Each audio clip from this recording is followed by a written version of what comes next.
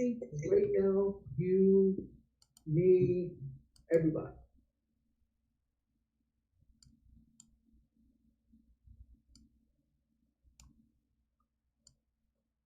Hey folks, just doing a sound check. Make sure you can hear me. Sounds good in Zoom. Loud and clear on Zoom. Loud and clear. Okay, Wayne. Yeah, we can hear you. Awesome. Getting a little late start. This time change has just screwed me up. So, hey, Matt P. from Cape Town. That's a long ways from here. You guys are hearing me all right on YouTube, correct?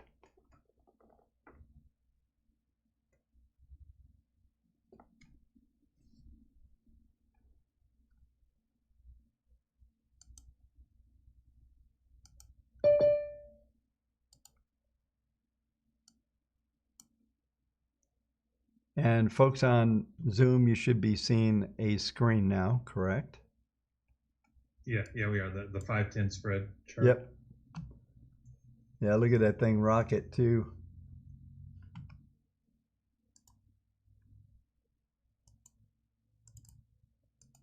That's it. Kind of interesting. My screen is frozen. That's always fun. Nothing will move.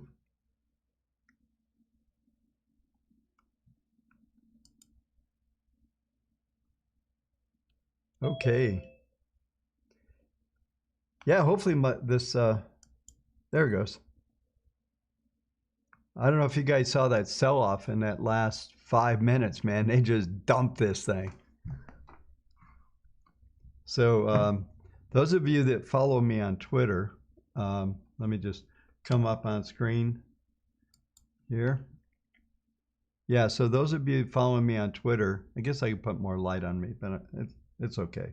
We're a little muted. Interesting, I did a survey, said, why is the market rallying? Because the win by ... Trump, Biden, 59%. There's about 300, about 10% of my Twitter followers answered. 59% Trump, 49%, 41% Biden. Didn't say who they're voting for, but I'm willing to bet that's probably the way they're voting. But it was interesting. I was just kind of curious to see. I think there's an hour and 11 minutes. So if you want to weigh in, if you follow me on Twitter, you can do that. Yeah, so a couple things. I'm still loading up. Yeah, I tried to go vote this morning early. That was a joke. There was about 350 people in the parking lot and a line that wasn't moving.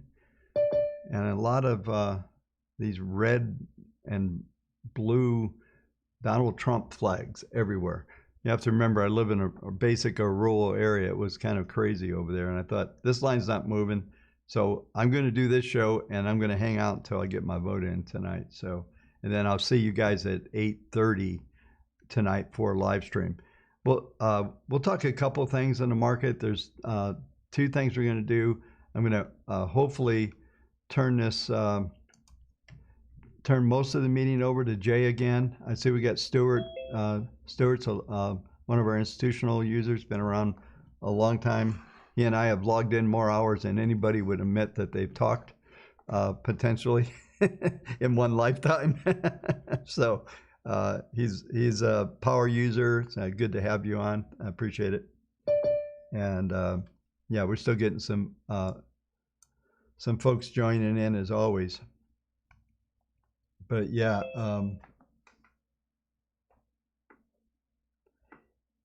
yeah, I was selling S3 today, man. That was a decent trade if you hung on. I let some go mid-session, and then I kept a position overnight, so I had enough in there to make it valid to go ahead and hang in there. So anyway, yeah. So 3 things we're going to do today. is I'm going to just talk. We're going to do a couple. This is unique time. So today was such a big day. We've got about 130. Everybody knows this is Wavetech training. So we've got about 150 people hanging out. So we'll just talk markets a little bit. You can see this is the chart I've got up here right now is the S&P futures, and that was a crazy sell-off. It was almost the opposite of what we saw on Friday. Friday, with the last, I think it was about 9 minutes to go, the S&P rallied from 32.28 up to the I think it was up to 73 or 74, so like a better part of a 50 handle rally, and that kind of kicked off the move on Monday, follow through today, little backfilling. I think it was all short covering. We actually hit some of the numbers. Those of you who've been watching the channel for a while, you'll know that I'll talk about a number. I talked about hitting the 10-week moving average like in 3 days. It'll do it the next day. That's what happened today. We actually hit that number. And so as you know, I'm doing a live stream tonight. There's 2 live streams tonight. I'm doing one for about 30 minutes. I'm going to go through a live version of the I'll go through the live version of what I do normally on my videos. So I'm going to cover and go through the same schematic that I do every night, cover, kind of opening commentary, and then walk through everything. And then after that's done, I'll go through all the typical markets, and I'm going to turn that off. And if you want to join, we're going to go back live, see what kind of results we're getting. It'll be 10 o'clock Eastern time, so a lot of results will be starting coming in to see how the futures are trading. We'll hang out and we'll go more in depth in markets and see what we come up with. And I'm actually going to do a call-in version like I did on Saturday's live stream. That was actually fun to hang out with you folks, and we'll just see what comes up. We'll do it for a couple hours until we get tired. I'll go to midnight, 1 a.m. I'm okay with that. That'll be pretty early for the East Coasters, but we have a lot of folks, European folks that come in at that time of day, and Asian folks that are hanging around at that time. So we'll do that there. But basically, I think all this was no one. They played it all day. They let go a lot. I think we all did. If you were trading, that was pretty much my action. As the market was selling off, I was buying. I pretty much just played SPXS. Yeah, that's right. And that was it. So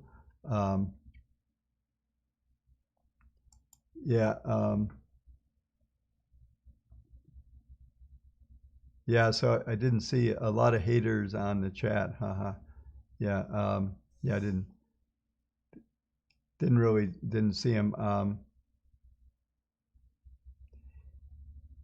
So just real quick, Alan's asking that the main question folks are asking is expected drop still on the cards. Yeah, nothing's changed.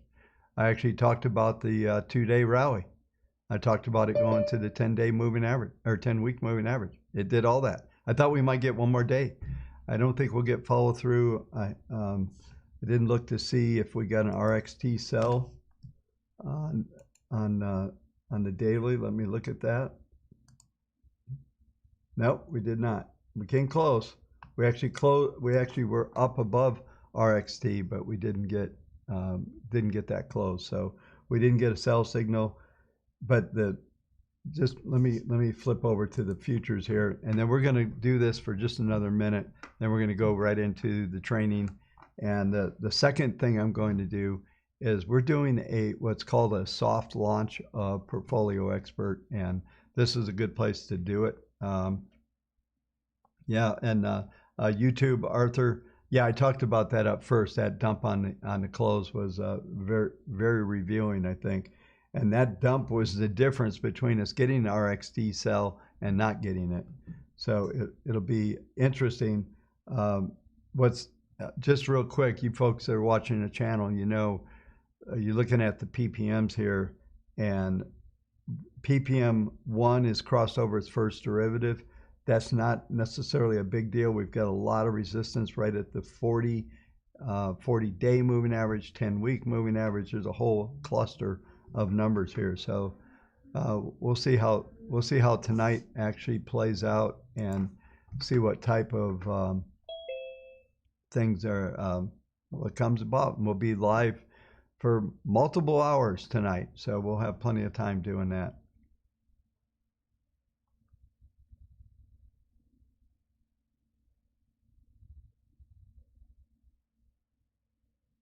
Yeah, so anyway, so enough of that stuff. I just got one more thing to start here. I just realized while we were doing it, but let's, I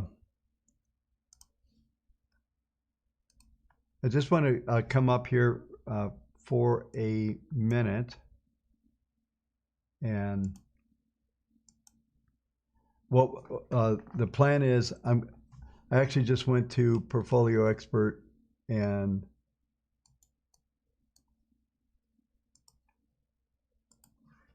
one of the things that I want to point out that you'll be able to do, if you're, obviously the folks on Zoom, you are a current Wavetech user. So what you're going to be able to do, I'll show you where to do this stuff. You won't have to re-register the software or anything. Once we see that you've signed up for Portfolio Expert, I think it'll work. I'm not sure with existing users. That'll be interesting, Jay, to see what happens. Have you already seen an existing user upgrade? I personally haven't seen that yet. Okay, yeah, I didn't know if we'd actually witnessed or experienced that. So we'll see what comes up with. If some reason the way that the Portfolio Expert platform is going to be revealed and used, because it's our pro product, we actually have to review the account when it's signed up. We'll actually review your account, and then your access will be turned on. Once you pay for it, you'll be able to get a download link. It is a PC only platform, and if you decide that if you're a Mac user and you want to have this product, there's two ways you can do it. You can if you have a partitioned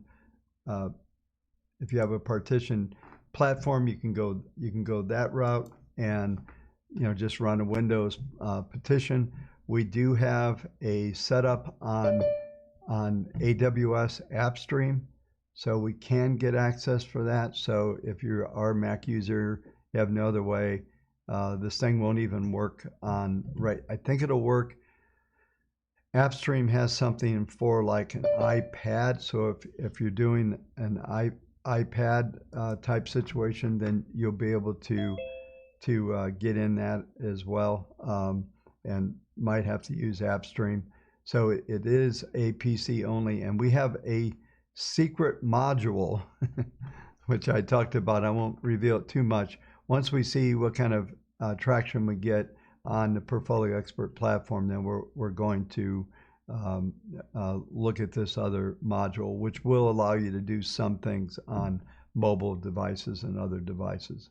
And so it is a download, it's an install, there's a couple steps, and I believe we have how to install. It's already up on the support tab up there and all that. But if you did want to, I got to log out here, I'm logged into my account, but if you did want to go ahead and do a trial, you get a 14-day trial, no charge, and then it will start charging after that. But there's a card down when you go into open an account, this Portfolio individual user. So there's two users. Individual pays one price. We have the advisor prices at institutional level is at the next level. And if your shop is over 50 million, there's actually a surcharge above the base fee that is charged. So I'm not sure who's listening or where everybody is at. So it's but right here it's $297 a month, so it's a little bit more. And I'm going to be starting hopefully Thursday. I'm not sure we'll announce it. This is a crazy week to be doing anything, but this is a soft launch, so you can go in and download, and you can try this out. And but there's a number of things that this is going to do that we will show you. And one of the things is doing multivariant charts, trading and portfolio management, and you can really build something really cool. I mentioned this, I think, in last week's meeting that we did, is that we're going to take Kathy Wood's ETFs and rebuild them. I believe I'm going to show Kathy Woods, as good as she is, how she can be better. And I'm going to reach out to her when I do this. I'm not going to put the video on the internet, but I'm going to reach out, because I'd like to do a partnership with her. And if not, I'll just do it myself. And she's nice enough to put all of her constituent list out on the internet. And plus, we have another way. There's filings that they have to do as an ETF that we can get this stuff anyway. So be fun to do something, because I think there's something really, really cool to do that. But anyway, yeah, so you'll just go in and sign up. Once you sign up, if you're already a Wavetech user, you don't have to register software. If you are not a Wavetech user, then you'll have to go through the registration process. And I'm completing a video. I had to redo the video on how to get to this. So, but this is a powerful product. And as you folks know, and I've been talking about this for a while on the channel, is that my real goal on this is to actually be able to help you folks manage your 401ks, your retirement accounts, and actually run portfolios versus just speculating in the market. Now, you can actually, with the portfolio expert, you're going to be able to actually take an individual stock and trade it 3 different ways. You could have your top 3 stocks and put a really aggressive portfolio together and have a lot of fun doing that. So anyway, but that's one of the things that's available to you.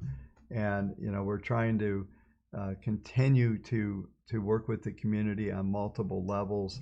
And of course, the market grid, I think I figured out how to get it out clean. We are working on this new module that'll be searchable, and it will be a plug-in. It won't be the type of what you're seeing right now. So there's some iterations on its way. And so that's enough. So this is really what we're doing, is a soft launch to those folks that want to try the upgrade, and we'll figure out how to make everything work. And we've got quite a few users on Wavetech, so that's exciting. So I think there's certain folks that Wavetech's just fine for, and you don't need the next level.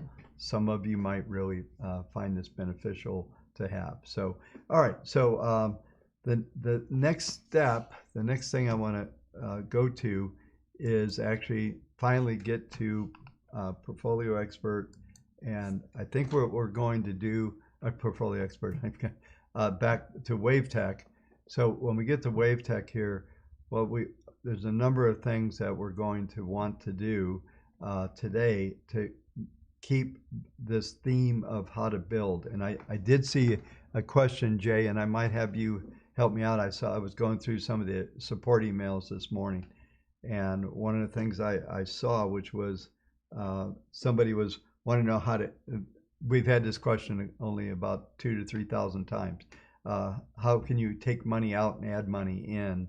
And I'll just kind of start here, is that all of the processes that we develop, that we deliver on the management, on the portfolio side, they're all portfolio models, and you use the models to present something, to determine how much you own of each one. So if you have more money, you just put the more money, you divide the percentages. If you want to stay in balance, then you have to buy a little bit of each one that you're holding at that time.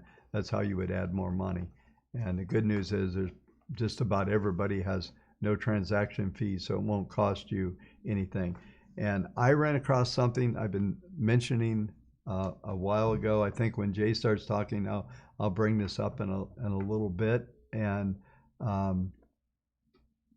I found a file which is really cool, which you can literally just take and copy and paste into this spreadsheet. It's got a macro in it, and it will actually, you put the dollar amount in the account, it will tell you exactly how much to buy. And there's a couple things. I actually had to, it hasn't been used for a while, so I'm going to look to see to get this in our website under maybe a jQuery or some kind of JavaScript that you can just do this stuff on our website. So what it will do, and it also, you can set it so it will actually develop fractional shares out to three decibels. So you, I showed Jay yesterday, I have a $5,000 account. One of his, I'll put it on one of his rocket ship portfolios that he built. That's this one here, the COVID Crusader Quantum, which is a vertical line here. And we took a $5,000 account, we put it in this thing yesterday, and it showed how to divvy up in fractional shares and do this portfolio. We didn't try to see how low we could go. We're going to stress test this thing, but I kept saying I needed to get a hold of an associate. Well, I realized that all I really needed to do was go into our archive. We have a monster archive of all kinds of articles and white papers that go on and on. We've been doing this for 20 years. So we're trying to do this. So,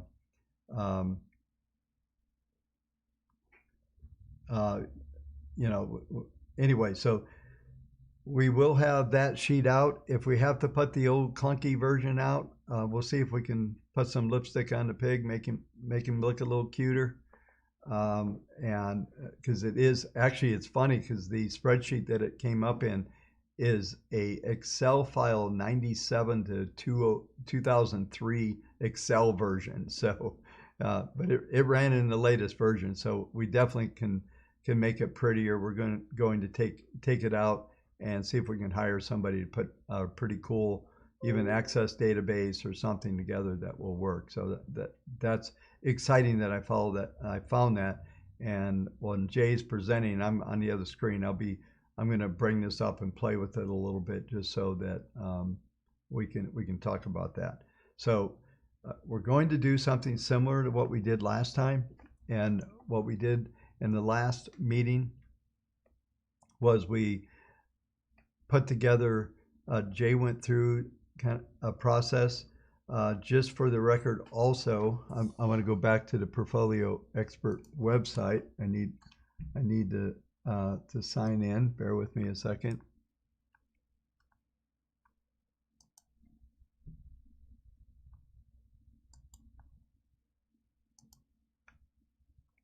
Let me log in and I'll show you this.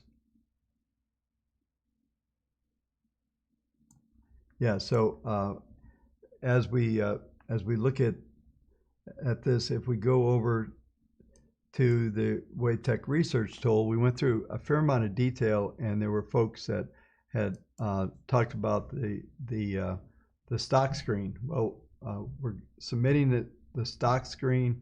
It should be out by Friday, so we'll have the latest stock screens out on Friday, and so we like to get into that first week of November. So all the stock screens will be updated.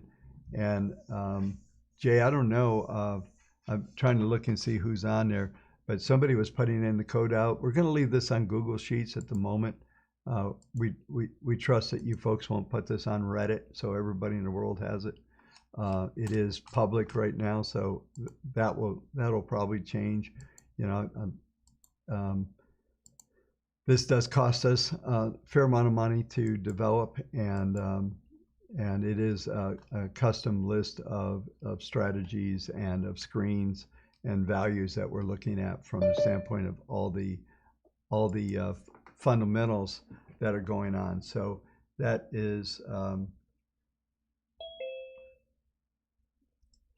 yeah. So anyway, so all of this stuff is available. So I do want to just backtrack just for a second here.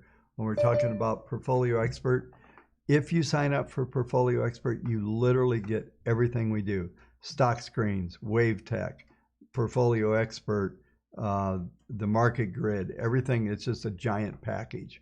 So for that access level, you're getting just a ton of stuff. And depending on the type of trading that you're doing and what the things that you're doing, whether you're running a 401k or you're doing other things, we've got just a ton of tools there for you to help to authenticate your trades, get the best possible locations and everything. And that's why we do these every Wednesday. So this is like probably the craziest, I'm going to call this the craziest probably 24 hours, maybe 36 hours I've had since this channel has been going.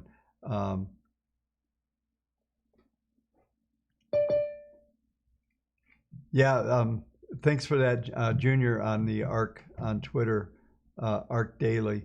I'll have to, maybe I can reach out to those people. Maybe they have the historical stuff, but we should be able to get that. Anyway, I think that's everything I want to cover. Yeah, so, like I said, it's a soft launch for Portfolio Expert with people that we know. If you don't use it and you want to sign up for it, go to the Portfolio Expert website and you'll be able to peruse. There's a fair amount of information around the site. There's also Portfolio Expert University. So there's a get started course there, and everything you can do is talks about downloading everything you have to do to get this thing going. So there's a lot of info out there, a little bit of work. The learning curve is not there is a learning curve, but it's not terribly steep, and that's why we continue to do these meetings. And the plan is I will interact, but Jay is going to be running Wavetech. I'll probably be going to and running the Portfolio Expert, although he's handy there too. So I got to figure out how thinly I can spread him at the moment, and try to keep all of us keep our sanity at the moment. So anyway, a lot going on there. So Jay, are you ready to? Yeah, ready as I'll ever be. All right, well then. Real quick on the ARC ETF topic that you were talking about. I have done some preliminary testing, and let's just say the results so far look really good. So yeah, I think we got a winner. Yeah, and what we really ultimately, you building that in PX, right? Correct. Yes. Yeah. So our code word around here for Portfolio Expert is PX. And Wavetech is Wavetech, and then there's PX. So you guys can get our lingo down. But yeah, so did you do a multivariant? Not yet. I was just testing daily and daily weekly at the moment, but it was just a couple of things. Yeah, should be fun when we get to full multivariant. Yeah. Okay. I think so. Yeah. Yeah, I'm totally. sure. I'm sure. Yeah. So we appreciate Kathy's work. I really do. I think she's genius. I'm really impressed. I know how we both worked in the Bay Area for that long and never ran across each other, but I guess that happens. Okay, so what I'm going to do, Jay, as soon as I find you on the list here, I'm going to make you the host. Okay. And just so you can drive. Before we get started, anybody have any questions at all that are on the chat, on Zoom, or YouTube? About anything I just talked about? Hey, maybe just where the screens are again. I'm just looking on Portfolio Expert, can't find the link. Yeah, so if you go to, if you're seeing my screen here, if you go to, when you go to my account, you'll go to the Wavetech research tool. Yep. And then you'll see launch new browser. And we're finding that it's better to launch a new browser for most browsers. So many different browsers around the planet, even different versions of Chrome. But right here it says download stock screens. Perfect. Nice one. Thanks. Yeah, no problem. And what you'll get then is it'll bring it up in Google Sheets there. And somebody had code for this where we could put add a column and it would actually get the last trade, which was kind of cool. It would interact with Google and Google Finance, so that was cool. Right, remember that? Yeah. Yeah, I don't know if we were smart enough to save that or not, but I think I noted it, but I don't know where. yeah, that's what I'm worried about too. I think we noted it somewhere. If Jay doesn't have it, I can tell you we don't have it. Do you have it, Jay? Oh, sorry. I didn't hear the first part of the question. Do you have that code for to get the latest quote for that column? Do you have that code? No, I do not. So there you go. There's your answer. I'll dig it up and I'll message you. Okay, thanks, All right, Richard. on with the show. Yep, onward. Okay, Jay, 1 second. I'm just about ready. I'm just trying to find you on the list as I can. If you say something, I think you'll float to the top. Okay, I'm gonna say something right now. Okay, there you go. So can I wrap or bash on ETFs a little bit on my training part? Sure. You can do whatever you want. Okay, cool. I'll keep it clean. I won't. I don't care. It'd be you getting in trouble, not me. So it's all good. Okay. So I'm the host, and I get to share my. Yep. Let's see here. All right. So I think it'll let you show your screen as well. I hope so. That's what happened. Yeah, there it is, so. But it's on the wrong screen again. So that happened. Oh, okay. It's over on your other. Yeah. So hang on. One of your 50 monitors that you have. Yeah. Let me.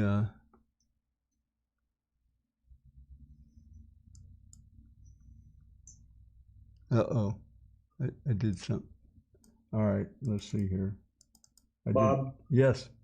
I just posted the Google link for all of the Google Finance deals on the chat there. That's the link.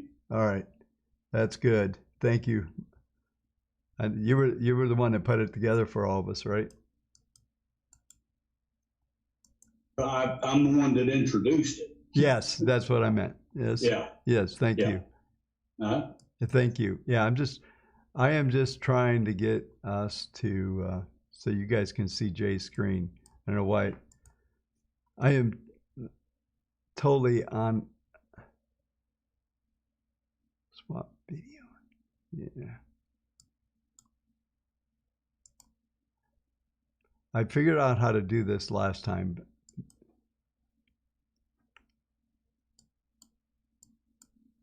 But I haven't figured out how to do it this time. Hang on. You know what? I have an idea. No, that's not going to work. Okay. View options.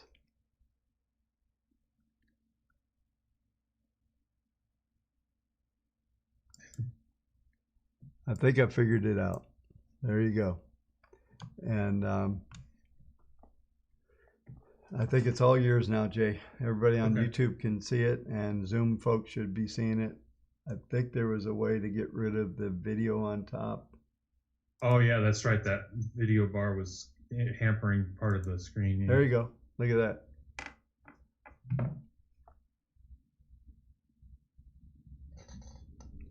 There we go.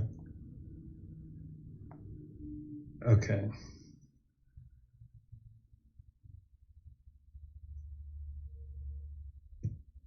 So is Zoom seeing it too? It's kind of weird now that I'm seeing it from your perspective. It's a little different. I can't see it. All right, screen. Yeah, it's on Zoom. Okay, cool.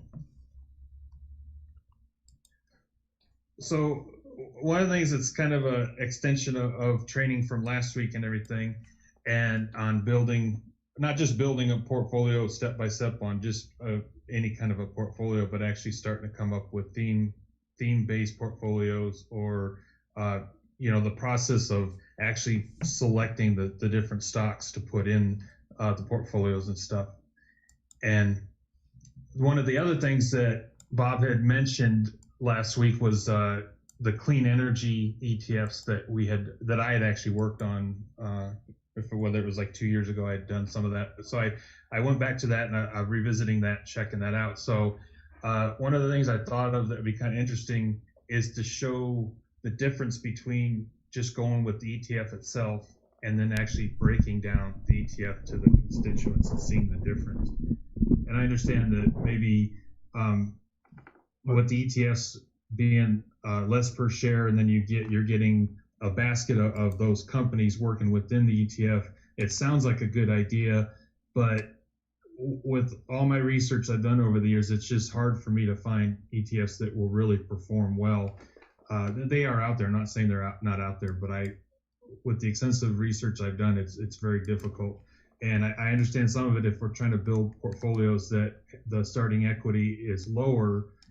Some of the options aren't there for clients. So that was another reason why I'm trying to build portfolios that are on the smaller side so that they handle the smaller accounts and everything. And there is a way to do that. So what I'm going to do is I'll just go slowly and do step by step on. First, I'll just build the actual ETF portfolio, and then I'll go from there with breaking down the constituents. Hey, Jay. Yes. If you had to show those differences between ETFs and the underlying, and you wanted to put expert up there, go ahead and do that if you think that's useful. That way you can compare the two. It's up to you. Okay. It's up to you. You know. So. Okay. I'm bouncing back and forth. I'm doing stuff in Wavetech and Portfolio Expert.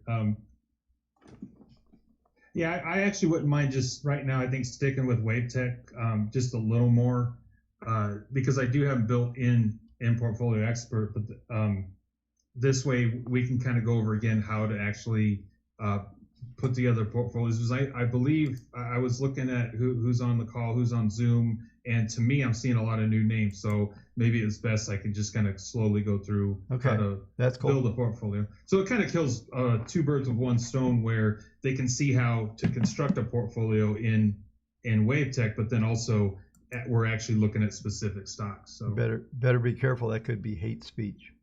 Hate speech. Killing two birds. Oh yeah, that's and you know, I love animals, so I would definitely not want to hurt anything. But so what we're working on is the clean energy ETFs that I've been working on for several years. So let's see. I'm gonna do. Yeah, see, now this bar is interfering. The Zoom bar is getting in my way. You can close that out on this side. Is there? Yeah. Okay.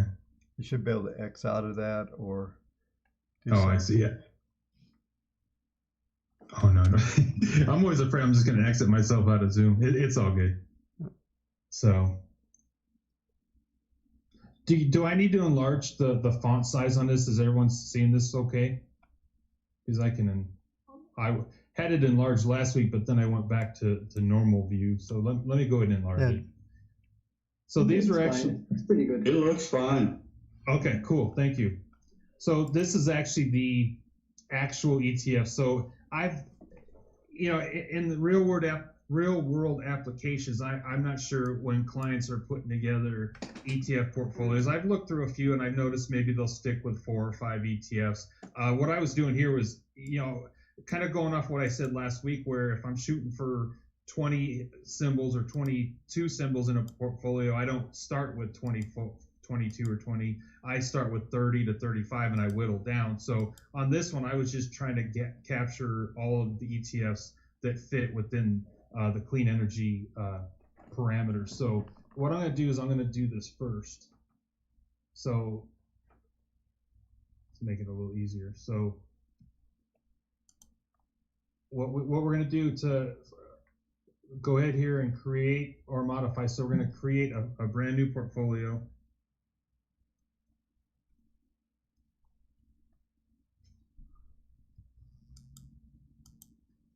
And click next, and then you'll see it up here, clean energy actual. I put actual in there because that's the actual ETFs I'm going to use. It kind of helps me differentiate which ones I'm doing as I'm developing them. And real quick, for new clients, we always have the back testing set. The default setting is always 5 years back. So that's one of the really awesome things about our system, is that you're able to back test your strategies or your ideas to see how over time the different companies had performed. So for right now, just for training purposes, I'll leave it at 100,000. I'm going to click through. The minimum transaction is usually around 10% of what the beginning equity is. And right down here is a nice little chart to show you like a recommendation. And then the next one is for the activity and liquidity. So it's always starting out at low activity, high liquidity, but what we recommend is going to high activity, low liquidity. So this will be a much more active portfolio and it will participate more. So if you do want to kind of be reserved and not take as much risk, we suggest sticking with moderate activity, moderate liquidity, but we really go for the high activity. It just really usually is active within the markets and really has the best performance. And average transaction fee is just for institutional clients, so we will skip over that right now. So what I'm going to do right now, I'm going to just stick with the weekly models. For those of you who are new to Portfolio Expert and are open to daily and weekly models, down here at the very bottom, you'll see optimized for weekly and daily modeling. If you want to let the system pick what works best out of daily and weekly, you can enter your symbols here, and then it'll choose for you which one is optimized. But right now, what I'm going to be doing is I'm sticking with weekly at the moment. So what we're going to do is I'm going to put my list of ETFs in here. Once you see them in here, I'm going to click next. And what it's going to do is the system is going to pick out of the two weekly models which one performed the best, which one is optimized. So when I got my list here, I'm just looking, make sure all the dots are green. There's nothing in the red. If there's a loss of data in the last date here, it's going to show up red with the date that the symbol last received data. So that's always kind of a warning sign showing that because sometimes we've had clients doing back testing and they pick old symbols that were, that stopped trading 5 years ago, and then they put it in there anyway. So it comes up, it makes it kind of interesting. Now we're going to go through and management fees again. The next two, that is for institutional use. We're going to go through that. And then we're going to go with the allocation factor. So on these, I'm not going to play around with it. I'm not going to beef them up. I'm just going to go with what the system recommends. So we're going to let that run for a second. And what I'm going to do is, so I have already started working on this. This is why this wasn't planned for the training or anything. This was just actually me starting to update. Like I said, I had originally started this project, I want to say 2 or 2.5 years ago. So I had to go back through and look at stuff and see how things were performing, see if any symbols had stopped trading. So what we're going to do, the other portfolio is actually being generated by the system right now. So what I'm going to do, this was actually, as you can tell, these are the symbols. So this would be like the master portfolio or like the main portfolio because it's got the most. This is actually already whittled down, but I just want to put this together. We are going to make this available for subscription on the site. So you guys, when you go into Wavetech, it'll be in the subscription list so that everyone can join in and use that if they would like to. So what I'm going to do right now, we'll click Portfolio Access again. So we'll see down here that Clean Energy Actual did run through. So real quick. Oh yeah, we'll show that one. So it is up 11% for the year, so it's not doing too bad. And you can see down here year to date. So I went back to 2015. It lost 2.23%. So 2015 was kind of a flat or a slightly rough year. So that's always a good test mark of how well a portfolio may perform. Seeing how it did in 2015. But all these numbers, nothing spectacular. 8%, 15%. 2018 was another year that was kind of a rough year, so that's another milestone year to kind of check how things are going. But again, it just kind of didn't do a whole lot. And you can see on the main chart here, it stayed right below your starting equity for that was like a year. So obviously, yeah, because 2015 was a negative year. So $100,000 investment. So over 5 years, we're only making $36,000. So, I mean, anything is something, I guess. But what I wanted to do was show the difference between ETFs by themselves and the actual constituents on their own. So what I'm going to do now, we're going to create a new one, which will be the like I said, the main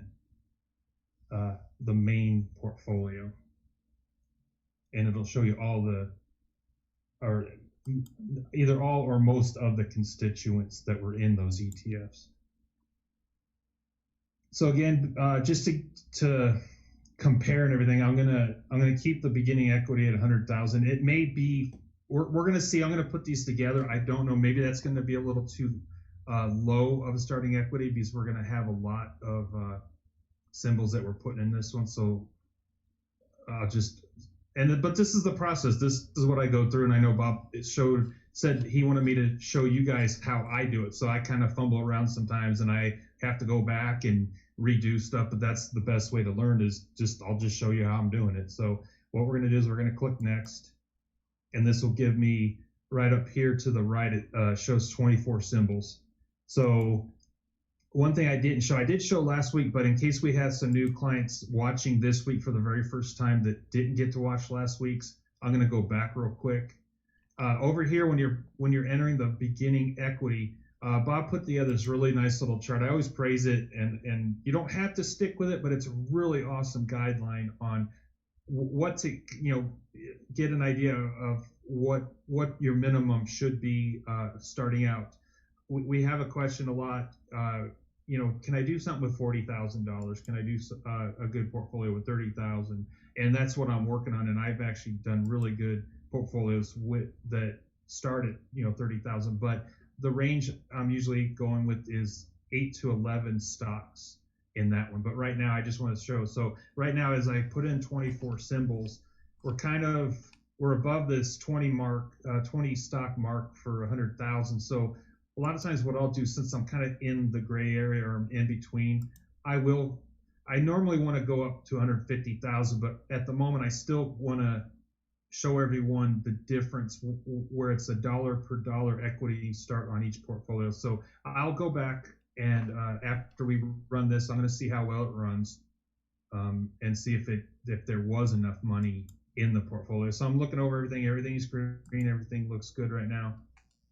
And again, I'll go through. Now, if you're modifying a portfolio, you don't have to keep clicking next. Now, when you make a change in one of these columns, you will have to click next for the changes to take effect. But if you already click next and say you change the name of it or the beginning equity as you're still developing a portfolio, and you click next and you want to jump to the very end, all you'll have to do is actually just click to one of these sections right down here, and it'll instantly jump to that, and then you'd click allocate finish. But for this, I haven't done the allocation factor, so I'm going to jump back to this. And I hope I'm not going too fast for everyone. I'm trying to keep it slow. But it's when you know what you're doing, you kind of jump around real quick, and it's like, wait, what did he just do? He did it too fast. So we're going to let that run for a second so we can just start this as a test to see what the differences are. But Jay, one of the things you can do easily is just finish a process and ask and see if there's any questions after you've demonstrated it that way. Okay. Yeah. That way you don't get down the road and 15 minutes ago I had a question and I never got the answer. Oh, yeah. Did you have a question, or you're making an example? Or? Yeah, exactly. Yeah, well, yeah. 15 minutes ago. You know me, a little exaggeration, but right. But I see what you're saying, and yeah, it's I'm jumping around, or keep moving. I don't pause to ask if there are any questions. So just off the bat, right here, just looking at year to date, you can clearly see it's up 54.5% almost. So just for this year, you can see the differences. But so what we're gonna do, we're gonna go back here again to the actual ETF portfolio. Equity right now is 136,000. So we made 36,000 on 5 years. Actually, that's actually 6 years. Is this all ETFs in this strategy? I'm sorry? Is this all ETFs in this strategy?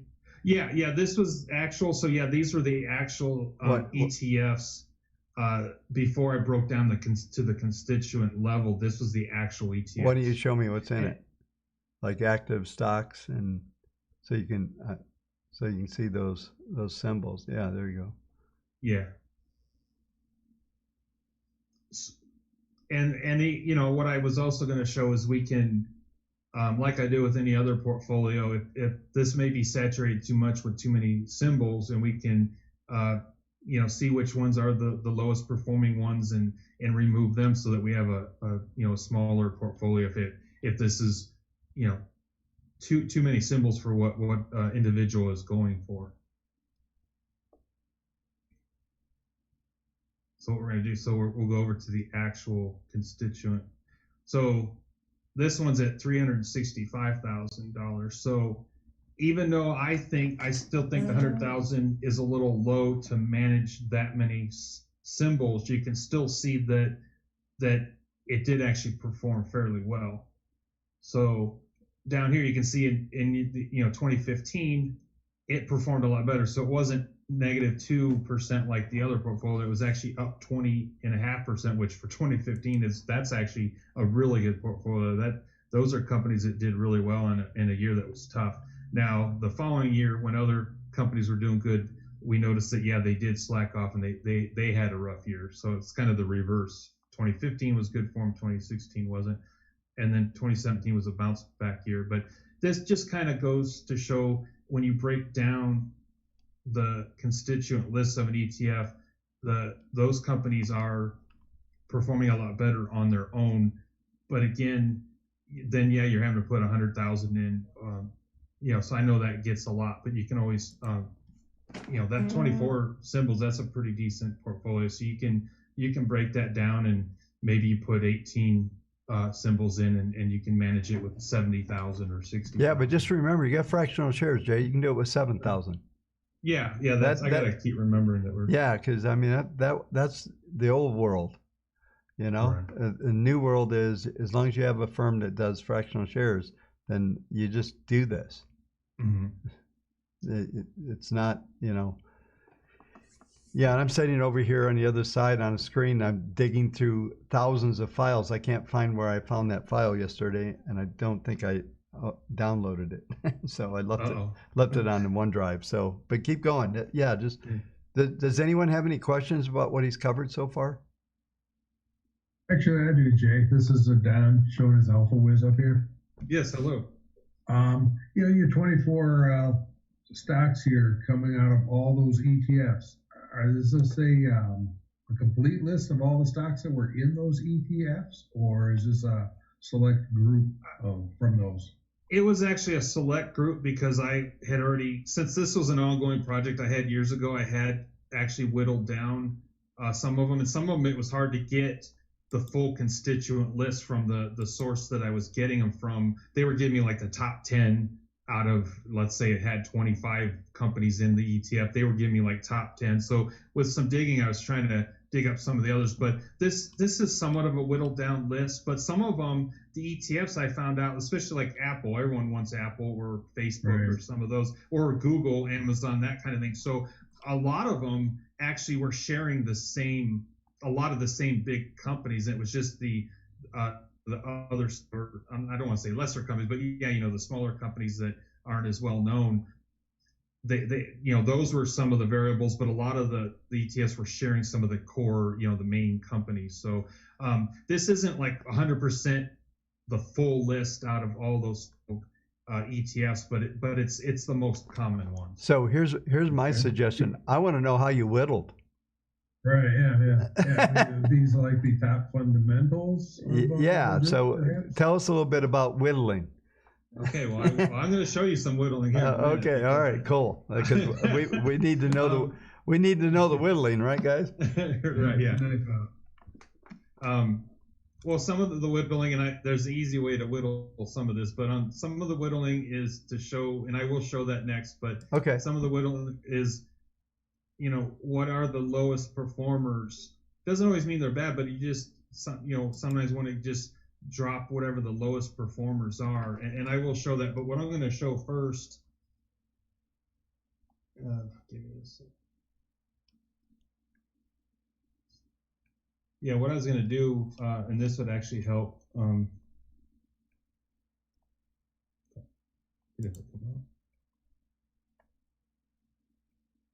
that's not. 。 . 。 . 。 . 。 . 。 . 。 . 。 . 。 . 。 . 。 . 。 . 。 。 . 。 。 。 。 。 。 。 。 。 。 。 。 。 。 。 。 。 。 。 。 。 。 。 。 。 。 。 . 。 。 . Right.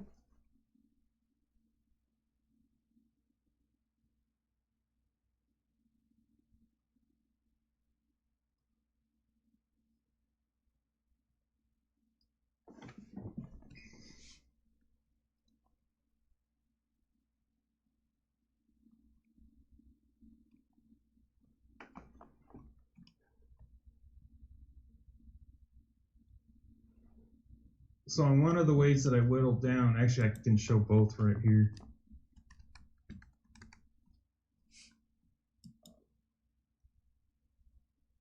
Yeah, this, as you can see, this is my retail port development. I work so much with this, and I do a lot of my notes and a lot of my calculations on here. So yeah, this thing gets well used. But one of the ways, so you can see, like on this one, sometimes I'll do this so it's easier to read. So where did you get this from? Well, this is directly out of the portfolio, out of the symbol returns. Okay. Hold on. This list right here in the portfolio reports under symbol returns. This is the list that I got. Yeah, and there's a number of things to look at, folks. Go back to that for a second, Jay. I told you I wouldn't hijack your presentation, but I'm hijacking. No, that's fine. But yeah, so you can get a lot of stats out of this thing, just general stats. You can see total net profit. You can see how many trades. You also develop a different ER ratio, and the ER ratio, how effective the model has been since it was in this portfolio. So you can bring it up in research, it'll have a completely different number. This is just for while this on the back test of this strategy, looking at these symbols. So you start to get a feel for, you know, looks like he's got mostly 100 plus. There's one right at 100 JPM. And there's a 0 because that's probably a brand new stock, have 2 trades. So it's probably, I don't know what BE is, but doesn't look like. Yeah, I forget which one that is, but yeah, it had the 2 trades. You're right. So it doesn't look like a fun guy to hang out with, but taking my money. So, but the point is that you can get a lot of stats from here, and you can filter a number of ways. You can do it on total net profit, or maybe you want to look at, you know, like I'm just looking at one. Yeah, NEO's been terrible too, but NEO's got a big trade on right now, and all of these ratings are based upon the last closed trade. So in the case of NEO, there's been 3 trades, 3 losers. It hasn't made any money at all. But yeah, I think if you were to go to that, you'd see that it's got like a giant trade on that. Once that trade exit, it's going to. I don't think it's going to show you the trades there. No, this is. Yeah, it does. Yeah, it is. Oh, what'd you do? Did you? Oh my gosh. Yeah, you'll see it's got this big giant trade on right there at the bottom, right in the middle. Like at $5, and now it's 30. There's right there. So when that trade closes out, all of those ratios are going to change, and so you're just seeing the closed trades. We can't rate it how well it did until it actually does a buy and a sell. So that's how that works as well. Yeah, and a lot of clients, as we started the retail portion of our company, yeah, it was like they were starting to talk about it right up here. Yeah, NEO, you know, yeah, it's just been going up. So yeah, so for all these years, it didn't do a lot. Yeah, so it chopped around, and then here we are. Yeah, so yeah, it's making. That's why everyone's talking about it, man. Right. So, there are 2 ways. I'm going to go back to my spreadsheet real quick so I can make some changes. But, and we did cover this a little bit last week, and I want to reiterate because it's something very important. It's something, you know, Bob had taught me, was you don't just necessarily need to go through and get rid of every symbol that has, you know, negative in it, unless it's negative 20,000, or, I mean, this is a good one. ON has a positive 21,000. So, I mean, if a symbol really is hurting or is underperforming that bad, clearly you want to get rid of it. But some of even if it's a few thousand. Yeah, I mean, look at NEO. We just showed it's 5 to 30. It's a 300, 400% gain, and it shows minus 890. Right. Yeah. So, you know, that's why, and we were saying that last week, where we're saying, okay, first you can look at the losers that are in the portfolio, and that's your starting point of what you're going to look for. But don't just say, okay, these are losers, I'm going to throw them out. You start the selection process that way, and you look at them, and then you're going to go to, let's look at the trades. How did it do? What are the most recent trades, and what is it doing at the moment? And that helps make your decision. Okay, maybe it is good. and you don't want to get rid of it. The other aspect is, again, like I said, 2015 and 2018 were rough years. So, I'm going to just say, so BE isn't doing really well and it's lost a little bit of money, but maybe, that's maybe not a good, let's just go with Google. It's been around longer, so there's a lot more trades, but let's say in the years of 2018, when other companies were really hurting and suffering during those years, maybe Google was doing better in those years, and it helps kind of smooth out and support the portfolio. So maybe it's not one of the higher performers over the whole history, but it helps out in those lean years and keeps the portfolio afloat, or maybe it did really well in those years and it still performed well. Do you agree with me, Bob, on that? Or I may have got him when he's doing other stuff. So anyway, what I'm going to do is I'm going to continue, because this was one of the areas that we look at, is the performance and everything. So, I mean, there's only 3 out of the whole portfolio that actually didn't make money. And as you can see, none of them are a significant amount of money.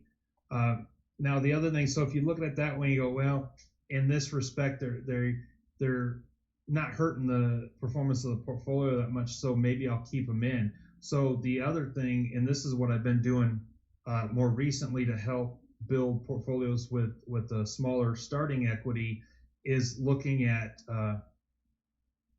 actually it's not going to be on here.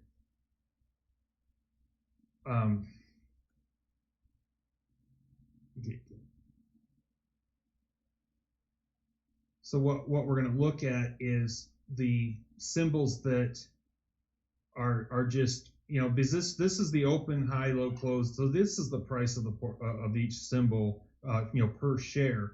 And this is another way to just weed out. Now I know Amazon, and again, I know we're going to do fractional shares, but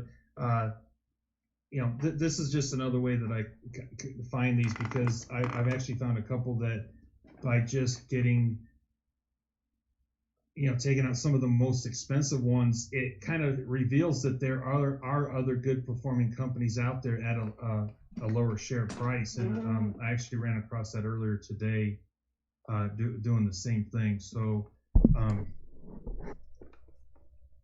what we can do is, so Amazon, is a high priced, I'll do this off screen. So Amazon's a high priced symbol.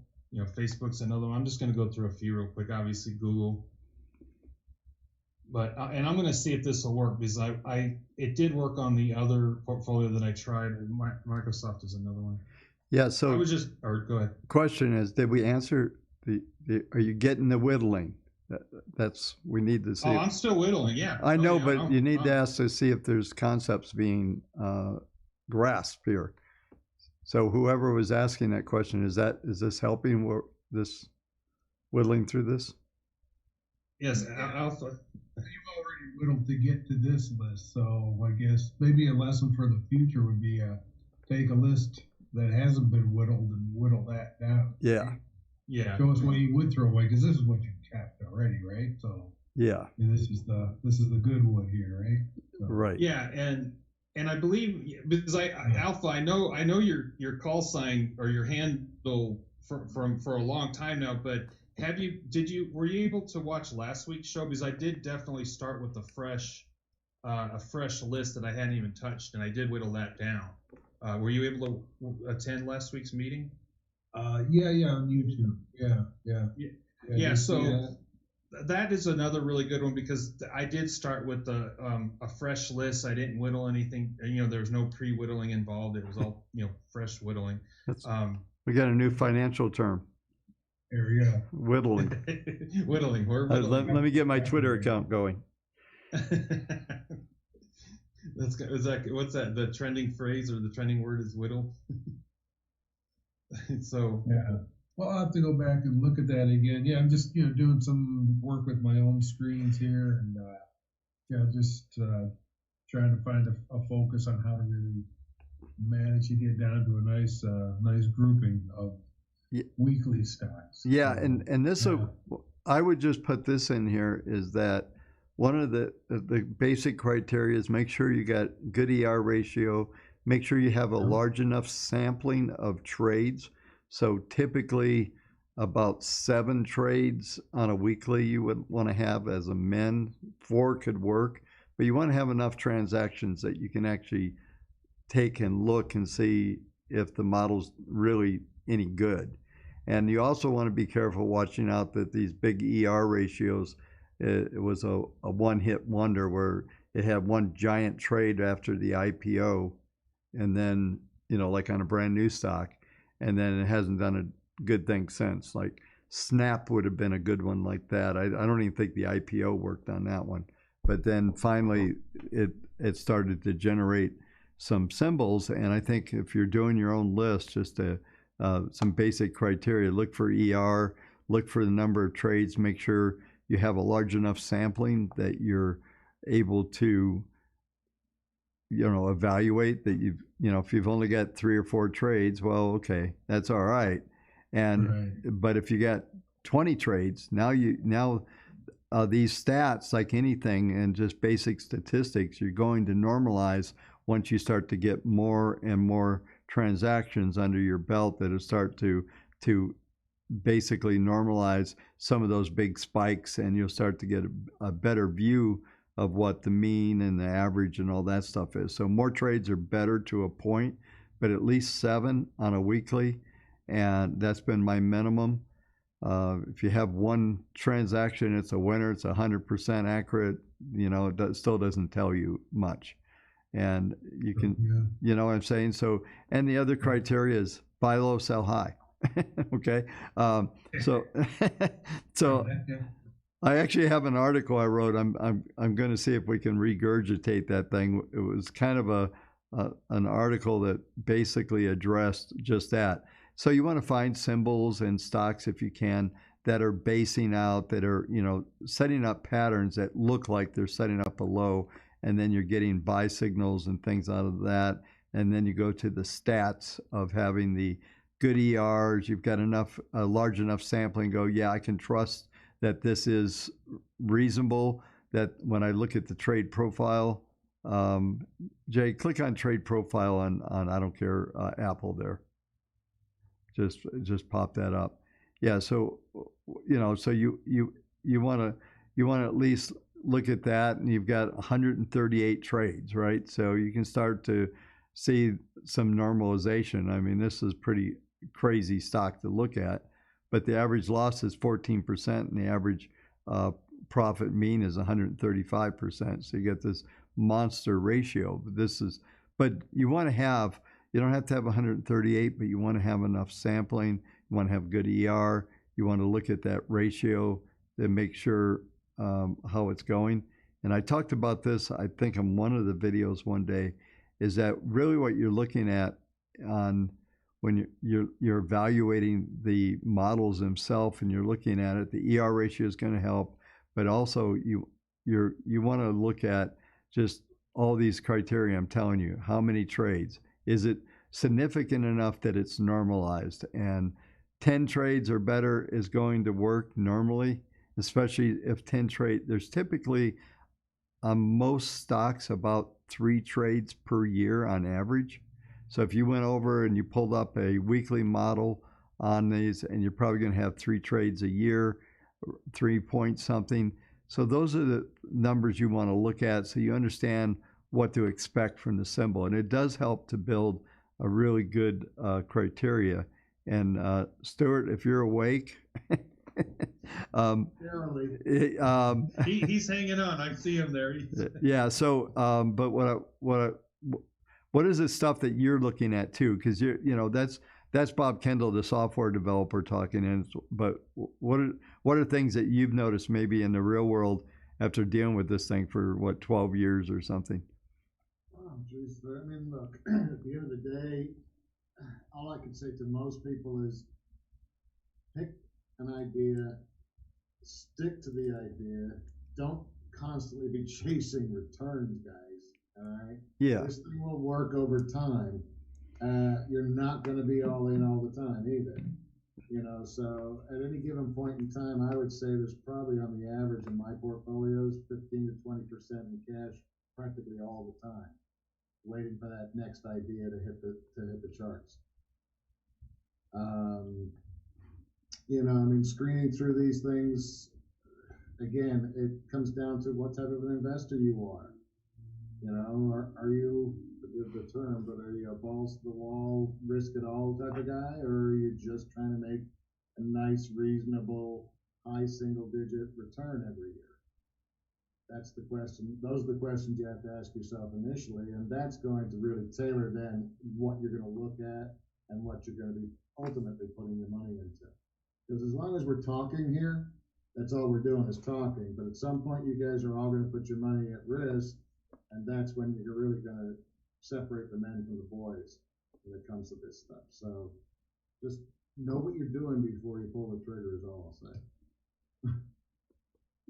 Yeah. So, but the criteria I gave you is a good criteria to look at, and, just to have a basic understanding while you're looking and reviewing. So this is an important element, especially for new folks that are coming onto the platform, and you're starting to build a strategy out and sorting through all this stuff. So I'm going to see if how impressed I am if Jay even remembers where he was in his presentation. So back to it, son. I think so. All right, cool. Let's see. We're whittling. Thanks a lot. Really appreciate it. You're welcome, Alpha. And Alpha, I apologize. What did you say your first name was? Dan. Dan. Okay. Nice to meet you. Yeah, good talking to you. So what we're doing here, I remember where we're at. So I grabbed my list of the stocks that were very expensive. And I'm just gonna. So that was on the actual clean energy portfolio, not the ETF one. So what we're gonna do, since we want to modify, we're gonna go over here to modify. And I'll say this real quick because I know this once in a while this question does come up. So I want to be able to talk about it now, so it's actually visualized instead of when I'm sending an email to help a client out to tell them. But when they ask how do they want to delete a portfolio that they have. So over here to the right, you'll see the remove column and the D's that are in the red square. So what you'll do is, I'm not going to do it now, but yeah, you'll click on this and it'll allow you to delete that portfolio. Now, keep in mind that once you delete it, it is gone. It's not stored in the system anywhere, so we wouldn't be able to retrieve that. So once it's deleted, it is gone. But I thought I'd talk about that since it's right here. I can show this. So what we're going to do for clean energy, so we're going to go. I skipped a step. So what I was going to do is I'm going to go back to it, and what I wanted to do so I can compare, and this is just kind of my process with using the spreadsheet and everything. I showed this last week. So here's my comparison chart that I have. So on this one, so it's the clean energy. And what I do is I help compare. I know this, yeah, it did work. Okay. So I just kind of do this because it helps at a quick glance. Now, a lot of portfolio experts going to do some of this stuff really well,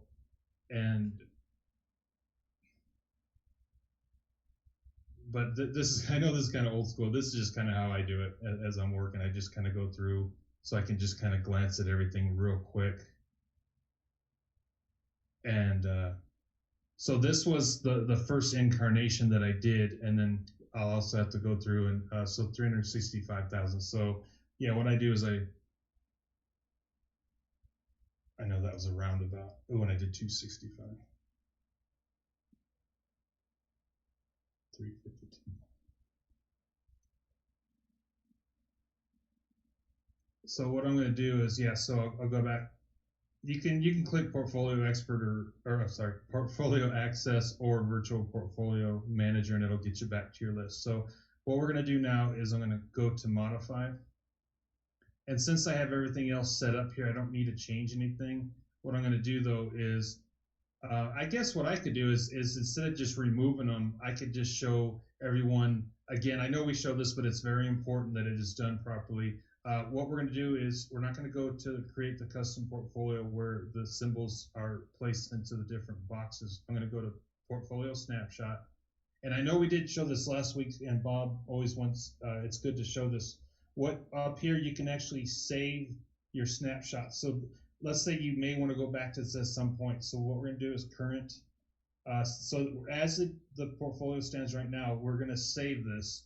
So, and I know Bob said he usually puts in the date. And so that's the best way to know that now that is saved. And when you click here, it's going to now show up. This is what I just saved. So it's easy to go back instead of you having to remember what you changed and then try to change it back. This is right here, and it'll load it back up for you. So that was one of the things that. Yeah, I also do one other thing on that is I would call it current or original.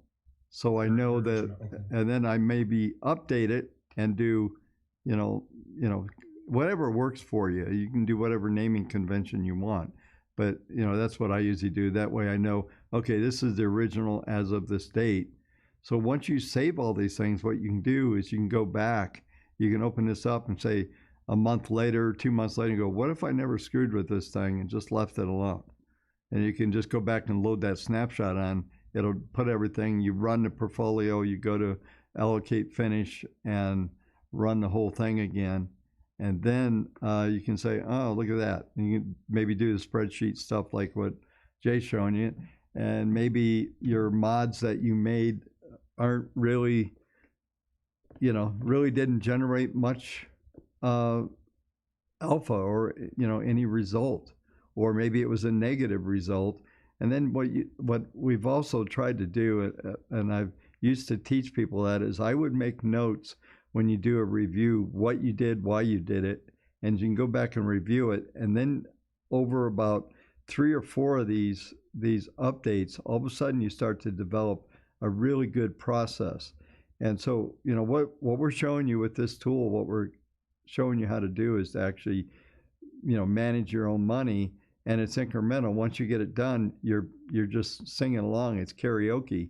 You've got the models telling you when to buy and sell and how much, and then you're updating the constituent list, especially on individual stocks, and going through these review processes that we're talking about, and being able to actually walk forward a thought process.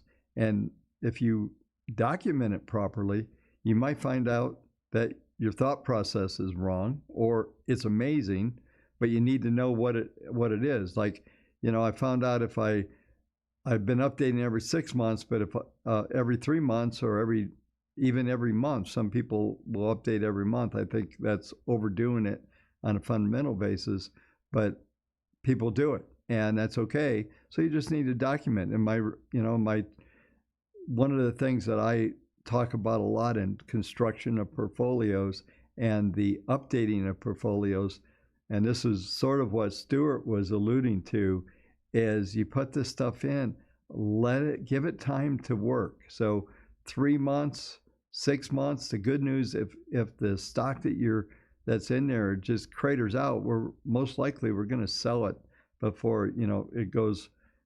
Unless it's a Hertz and it's bankrupt, maybe we won't get out on time. I don't think we got in really good. I'm not sure we got out on that stock very well, but I'm not sure anyone did. But the point is that you want to make sure you're documenting what you're doing, and you start to come up with a really interesting process that is recreatable. So from a quant viewpoint, from a running a statistical quantitative model like this, what you want to be able to do is, I talk about this a lot, is you want to have something that's recreatable. So the process becomes recreatable. It's what I do every night when I do my research. I have a process. I start here, I end here, I draw conclusions about that process that I go through. And it's the same thing here with the portfolios. You want to walk through and so, okay, here's my beginning process. Here's what I review. Then you do some whittling, our new term. Got the whittling. You got to whittle. You got to whittle a little bit. So you go through the process of determining Is there a large enough sampling size? What's the ER look like? Do I like the trade locations? I suggest you look at the charts and see where it bought and sold. Are you comfortable with that? Because some folks, you know, I call it the Jim Cramer trade where you buy high and sell higher. Those things don't work very often. And so, you know, maybe those are trades that you've noticed or things that you want to notate.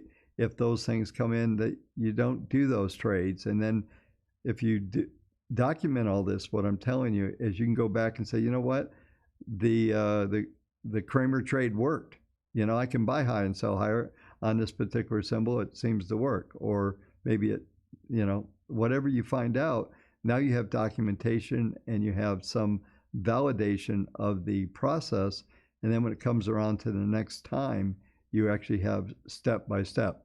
Step number one, review existing constituents, everything that I currently has open position. And, you know, that's one of the things when we start talking about maintaining these strategies, we'll do that another time. But just a quick step by step is you review what's open, see if you like them. If you like them, you leave them. And then the stocks that don't have any open position, then you go back to your screens, you go back to your review step-by-step process, and then you replace those symbols that have no position, and you leave the ones that are on. You let the models take you out unless there's something that concerns you about one of the trades that you already have on. These are choices you get to make, and this is why I suggest that if you document some of this stuff, you'll start to, two things will happen, is you'll start to see if your decision process is valid. And the other thing that will happen is that you'll find out where your decision process needs help. And it takes about 3 to 4 of these reviews, and all of a sudden the light goes off and you go, okay, this is what I do, because when I did it this way, wasn't very effective. When I did it this way, it was effective. And then you keep walking forward and documenting. And folks like Stuart, that's been around for a long time, he's been walking forward strategies for years. You know, I suspect he probably. The book I have on it. Say that again. I said you should see the book I have. Yeah, so that's exactly what I'm talking about here, is that you want to have that, and one of my goals is someday is to be able to make notes right in the portfolio, so whenever you bring it up, you can just go back on your reviews and all that kind of stuff. It's been a fantasy of mine for a while, so maybe it'll happen. But one other caution for everyone on the call today, before I bug out and come back later, is to watch the volume on the stocks that you're looking at as well. You're going to be tempted to get into some of these smaller issues that don't trade an awful lot. And if you get hung up on one and you can't get out when you need to get out, you can get hurt. Just watch that it's, you know, trading a decent amount of volume throughout the day. Yeah, and you have to also, just a note on that is they don't have hundreds of accounts buying the same symbol. So it's probably, liquidity is an issue, and you do want to pay attention to that, but not as critical. Like with our institutional clients, they have to make sure, we got guys that got 200 accounts, you know, $20-30 million going in on a trade. And you got to be careful. All of a sudden, you've allocated maybe 5% of that $150 million out to a symbol, and so you do very much need to pay attention. It's probably, but it is true. You want to make sure it's got a reasonable volume, so you don't exceed. Or we had a famous stock back in, I think, 2010 or 11 that we just blew that thing sky high. We were sellers that morning. The only good thing was it kept going down, and so I got let off the hook. Bob, what would you consider a good volume average amount for a retail investor? 1 or 2 million?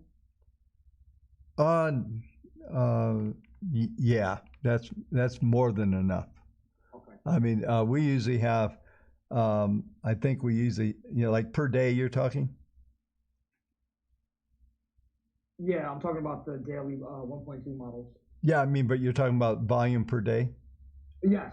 Yeah, that's more than enough. I mean, it probably, a few 100,000. It's interesting. There's some reasonably large companies that don't trade that many shares. So as long as you're not going to get in the way, and meaning that you're not going to become the market. We had an advisor one time go into cross pens, and it turns out they were like just a huge investor in this thing. They had no idea. They had a $200 million practice, and they were, I don't know how much money they stuck in this stock, a lot. And they accumulated it on one big trade.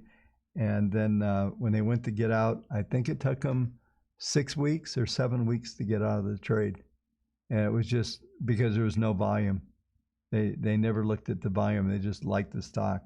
And I always say they'll always let you in, but sometimes they won't let you out. It's like California hotel. You can check in, you can check out, but sometimes you can't leave. So it's definitely one of those situations that happen a lot of times. But yeah, so I think $1 million is more than adequate, I think, for a retail investment. But it also, that actually is a good question because it plays into everything. It plays into when I'm evaluating a symbol, is there enough players that the price is valid as well, right? Is there enough transactional volume that is actually good price discovery? And one of the things that I talked about, if we spin back this year in March and April, price discovery was a joke, okay? There was, who knows what prices of stocks actually were, right? And so once things started to normalize and we got into probably late May, early June, we started, I remember talking about this on videos, we started to see a normalization of the, of the volume, the ranges and the spreads started to contract. So all of that stuff is part of it. And that's part of what Stuart's also talking about. Some of these small stocks, you got a 3% spread. So you got to watch on spreads, volume. These things are all considerations, and especially you want to be able to. And the big element, there's something here that even if a stock doesn't have a ton of volume, if you have the opening process, if it's a New York Stock Exchange stock, but pretty much everything anymore, but the opening price. And that's where we're suggesting that you buy and sell everything on the individual stocks. Everything's being executed on the opening value. You could change that if you think you can get a little better. We've found that over time it just normalizes. If you just do the open, sometimes it's better than the night before when we generated the trade, and sometimes it's worse. But once you do enough transactions, you get a normalization of all these data points.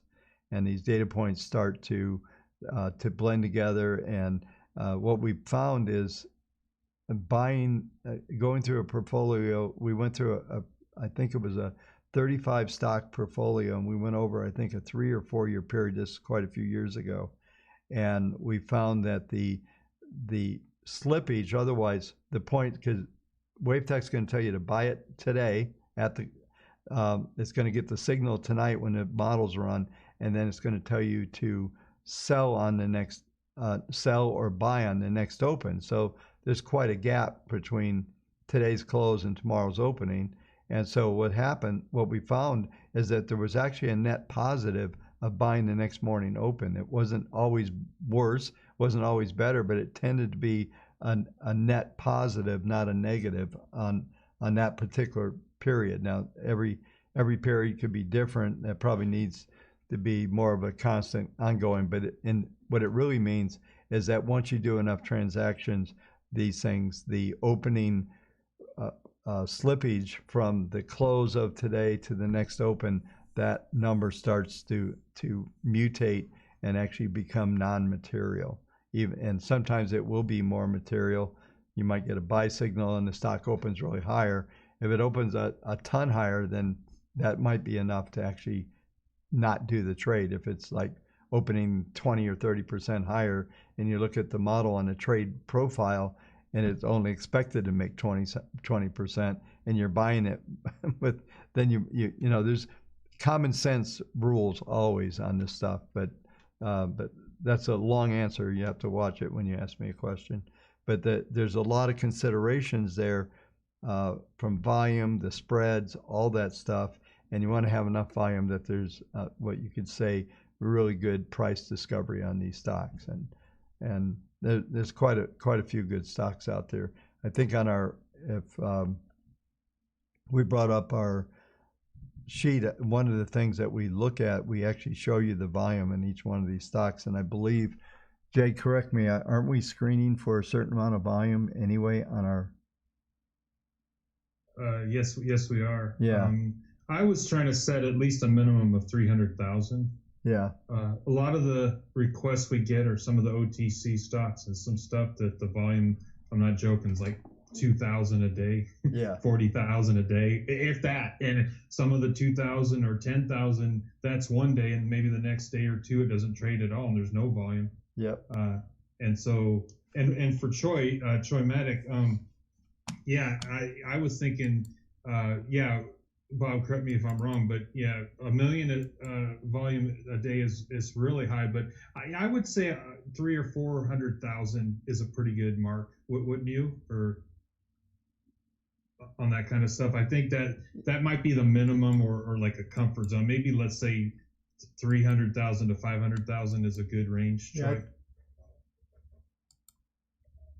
Yeah. Are you asking? Yeah. Sounds good. Yeah. Yeah, it just varies. I mean, 300,000 is fine. If you're an advisor, that's not going to work. $1 million's tight. It's too low, right? Yeah. $1 million's going to be tight, depending on the size of your business and what you're running. So if you just have like a block of $5 million running in that, then it's probably okay because you're only allocating out most of the time between 2.5% and 5% of that money on a trade, so it doesn't become as material as some of these other things. So, hey Bob, I had a long conversation with Jason over the weekend, and one thing I wanted to ask you about was in reference to when you first set up your portfolio in terms of allocation. Just to use raw numbers, if you're building a portfolio with 100,000 and you have 10 symbols in there, does that mean it's you get each symbol is 10K? No. Okay. No, because what will happen is it won't just allocate out equally. It's going to look, it runs an algorithm when you're building a portfolio that looks at how often that position's held on a daily basis, and then it develops an allocation, an amount. And since we're telling you folks, and you can, this is part of the thing, you got a sandbox to play in here, right? So you can go in there and you can set the allocation to aggressive, high activity, low liquidity. And usually with advisory firms, we've told them to set it to moderate activity, which targets an 80-20 strategy. It will go 100% invested, but it keeps 20% in cash. So it goes to what Stuart was talking about. How aggressive do you want to be? If you're really being aggressive, you're just like, okay, returns are everything. I'm willing to take a little more risk. Then you do the high liquidity, and on an individual stock, you can cut them back, and it will target, on average, it'll target 80-20, and it'll keep 20 in just cash. And so that balances some of your risk having some cash around. And I know a lot of folks, they want to allocate out the bonds, but bonds aren't that important. You could do that, but you could just go to cash, and cash is fine. Cash is not trash. Cash is a useful tool which to change your allocation and change your beta to your strategy. So what you're really trying to do is adjust your relative risk to the markets. And we see crazy volatility like we've seen in the last 7 days now. We saw a 5.5% decline. Now we've seen a 3% rally. And so when you get this kind of volatility here, then you just want to make sure that you're adjusting yourself, right? So that will be helpful in at least determining exactly what you want to have allocated or exposed to the markets. Hey, Bob, can I ask a question? Sure.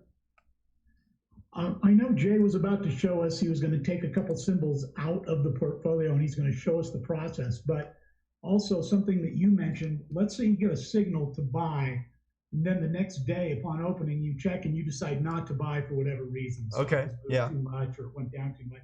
Yep. You have to make an adjustment in the portfolio at that time if you decide not to buy after you receive a signal? You do. Hey, Jay, just on the screen here, why don't you just go and turn off BE for fun? Show them how to do that. So let's say BE was that stock that's on the screen here, right? So let's just say we're going to take BE. Jason popped this up. He clicked on the little green button, and it shows that it's live, but then he decided he didn't want to show it anymore. Yeah, I don't want to show that one. I don't like that one. No, I may have done it too fast, so I wanted to show you. Yeah, so click on the green button. Yeah, right no, so let's step by step. Bloom Energy. Yeah. We're going to click on the green button, and then it comes over here. And yeah, since I got everything so large. That's fine. It's easy to see. So what you would do is, if this was a sell, we're going to just put a different date in right now. But so let's say you come in the morning and you go, man, that thing gap down, up, whatever. I don't want anything to do with that. Okay, that's okay.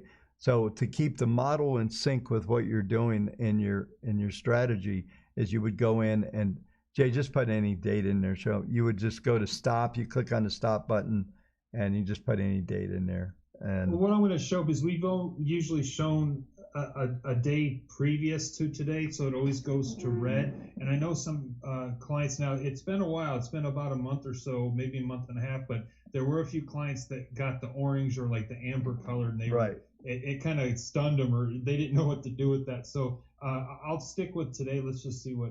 So well, you might want to change it from 2015. It's going to show up here. So yeah, this is what we just did. Now hang on. You got 2015, so you need to turn it to 2020. Man, thank God I'm here. Yeah, just change it. Yeah, you didn't have to. Would have thrown off the polarity. That would have been horrible. By the way, you didn't have to delete that. You could have just changed that setting. You don't have to delete it to do it.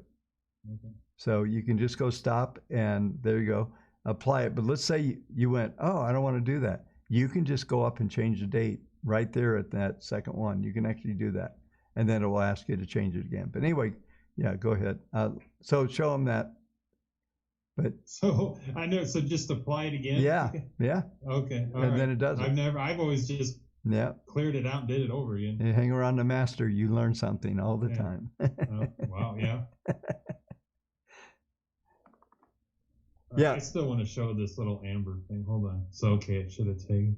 So, yeah, so normally once the stop has taken effect, yeah, this will turn red. So if I would have put yesterday's date, and I can go ahead and do that, it'll go red. But what the orange or like the amber color alert lets you know is that this is set up for tomorrow's open, that will turn off the symbol.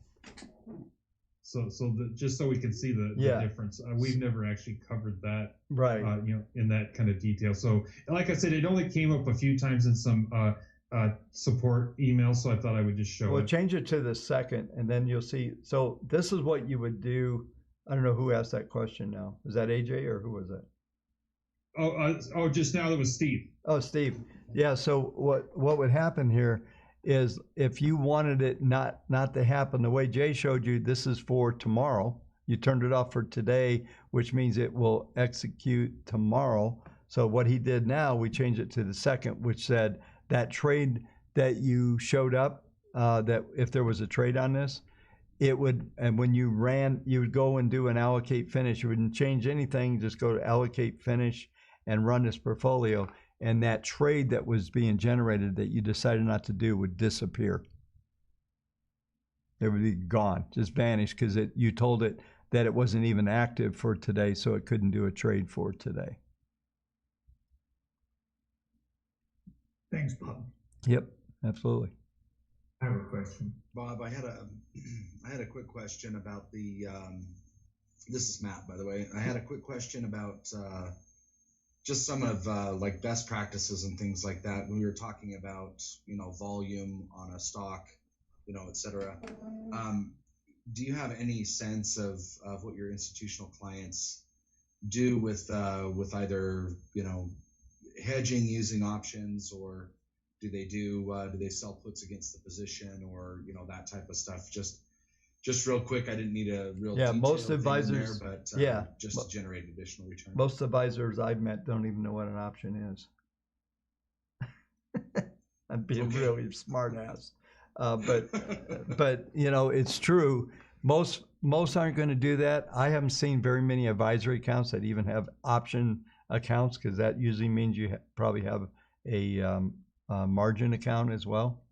And you know, on the bigger firms, I know where you guys are located, that's not the case, but you know, on a lot of the network firms, the compliance guy's head would just blow up. He'd look like the guy in Scanners. But yeah, so I would, yeah, we should have that movie to play, Jay, the Scanners guy. I think we need to have that clip. That'd be awesome. and anyway, but yeah, so the answer is you could do something like that, but to make that kind of decision, it's probably going to be, there could be some places where it would be valuable in doing something like that. For instance, like maybe you were trading, maybe you looked at a stock and it had the profile said that it was going to go up 23% and it was up 24%. And you go, well, I'm not sure if it's going to go up anymore. You could actually go out there and maybe do a vertical spread against that position and layer it up. I know I see Charlie Cottle hanging out there right now, and you know, that you would just go to maybe the next level, lock down the bottom end of this thing so you don't give much back, but you also want to participate a bit in the upside if it keeps going. But what you end up doing with some of those strategies, you end up capping it off, and it's tough from that standpoint. If it's a longer term trade and you think you can, you know, just write some simple call writing and collect some interest, then that could work. And I guess the best thing could happen to you if you're writing out of money is that they take your stock away. You know, I guess that I always looked at that as that I did the right thing.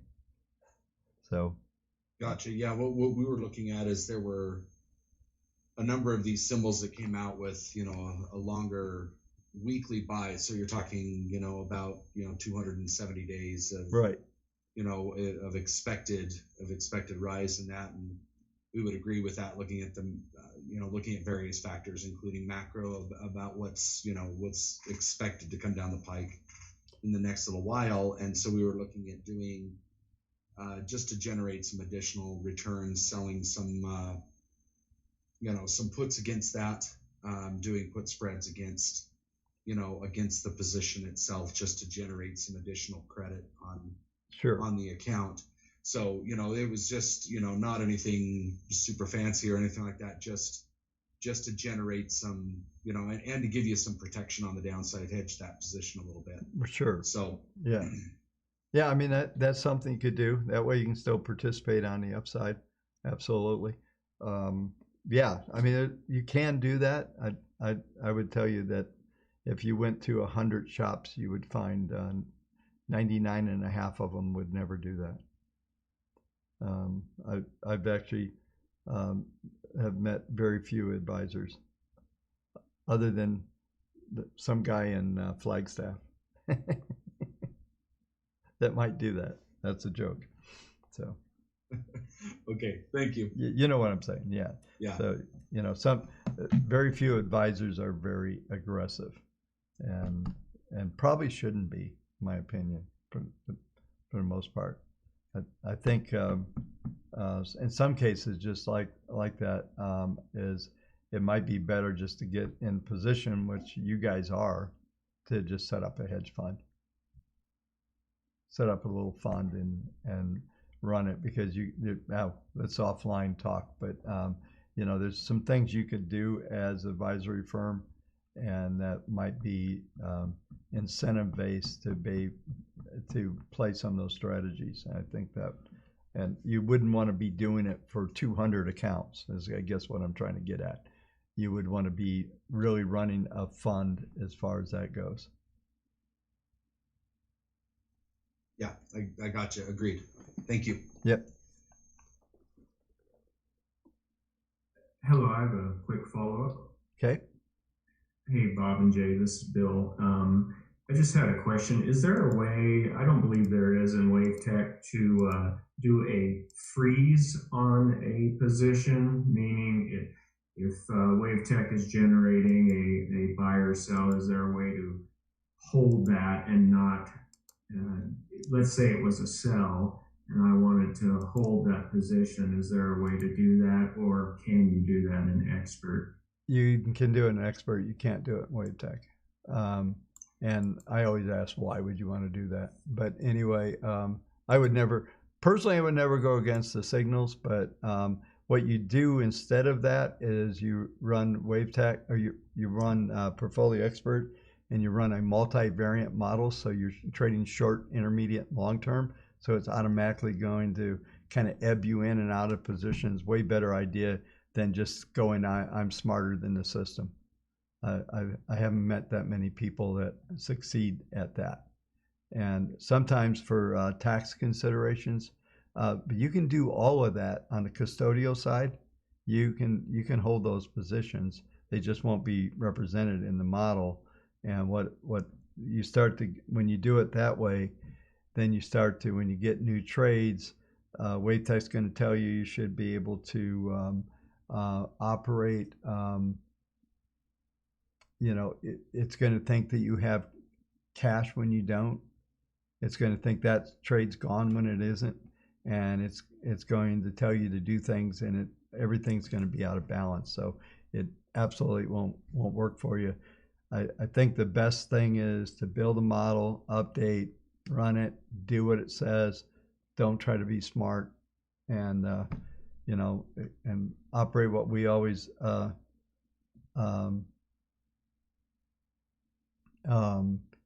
as we've always suggested for folks to do is have a household effect, have a maybe a different sleeve that you're doing things in that will satisfy that. But there's no not that that the models are perfect and because it got out that you could have held it, but if you're trying to stay in sync with the strategy. Jay talked about this. We had a client, let's say in Arizona, way south Arizona, as south and as east as you can be, and they were constantly doing this and calling us like, "Hey, we're out of sync. We're not getting the same returns as the portfolio. The portfolio's better than what we're getting. Why is that happening?" Well, they weren't even matching the trades. They weren't doing half of what they should have been doing. They didn't own the right amount, so they started to put their own process. So if you want to do that, you get Portfolio Expert, you can do that. And you can set up your own allocations, and you can do all of the above. And then at least you're in sync.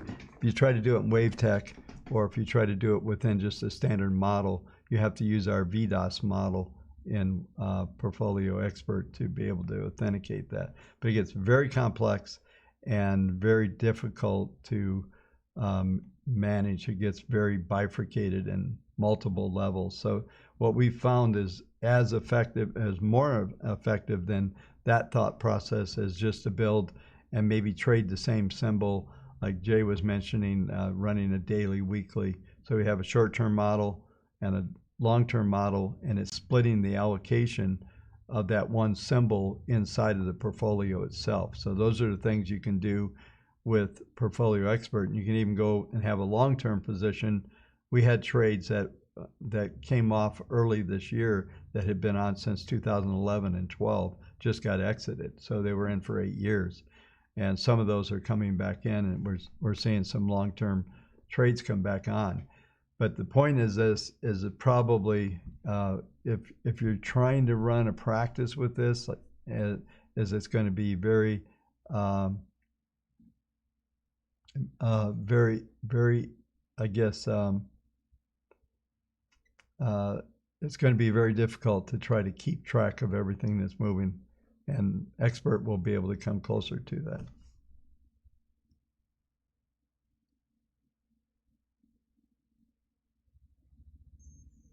Another quick question. This is Matt again. Another quick question on the portfolios. I noticed that Jay typically when he's putting in portfolios, he will concentrate either on long or intermediate term, the weekly, or he'll make a daily and not mix the two. Right. Is that a recommended practice on Wavetech? And then secondly, not just with the portfolios either weekly or daily, but for when you're building portfolios, do you typically, depending on how the economy is at a certain point, do you build different portfolios to get signals? Maybe you've been out of utilities forever and it's looking like, we're going to get a high inflationary environment with, let's say, really slow growth for stocks, or that's the anticipated. So you might build a utilities portfolio, sure, for instance, and just watch that during the two, to just depending on which, what the macro environment looks like. Yeah. So exactly, that's exactly what I would do. Bob, do you want me? Go ahead. I could switch to my primary account, Wavetech, and show him exactly what his question is, if you wanted me to, because I cover that. Yeah, sure. Real quick, let me get through. I don't know how to do it. I can. Let me just get out of this. I can always go back to that. So I think what we're going to do is next week, maybe name the title of the training course "Whittling with Jay," because as you were talking, I was looking through Expert and I found a perfect project that would be an awesome training tool, and it's something I need to go through anyway, and I could actually do it right there and just do it like I normally would. It wouldn't even be staged. It would be me actually trying to make a portfolio work, because it's got 45 symbols in it and it's not performing at all, and I need to. I can work on that, and that would be a good training. It'll take a little bit, but that's why maybe for another show. Yeah, next week we can do that. Yeah. Yeah, that'd be great. It's nothing, obviously pressing or anything like that. It would be great to see kind of how you think about things in your process as you're putting. Yeah, I think that's what. There's some. I've threatened on our old website. There's some videos of me, a much younger man. I used to say I didn't want to go backwards. I think I want to go. About 10 years ago, but I talked about a lot of this stuff with building a manual, which Stuart's obviously heard. I'm not sure he's still on the channel yet, but I think he had to duck out. Yeah, I think he did. I know he mentioned he was going to hang out tonight later. But he'll probably have. He's an Irishman, so he'll probably have an Irish pop with him, soda, which would be Irish whiskey. But anyway, yeah. So I think that if we did that, would be really, really helpful on doing this. Yeah, so I'm also getting something on EZoneX on YouTube. Yeah, I would. Yeah, I think we should do that in general. I think there's a video out there, but I think much more in depth. He's asking about using the market grid and how to figure out how to use short-term, weekly, and 1 and 2 day trades. Absolutely. I mean, that thing is crazy accurate on that stuff. So yeah, we should do that sooner, not later. Yeah, definitely. That would be a good thing. For Matt, I wanted to make sure I got the very first part of your question right. I believe you're talking about when I do daily and weekly models. Was that correct?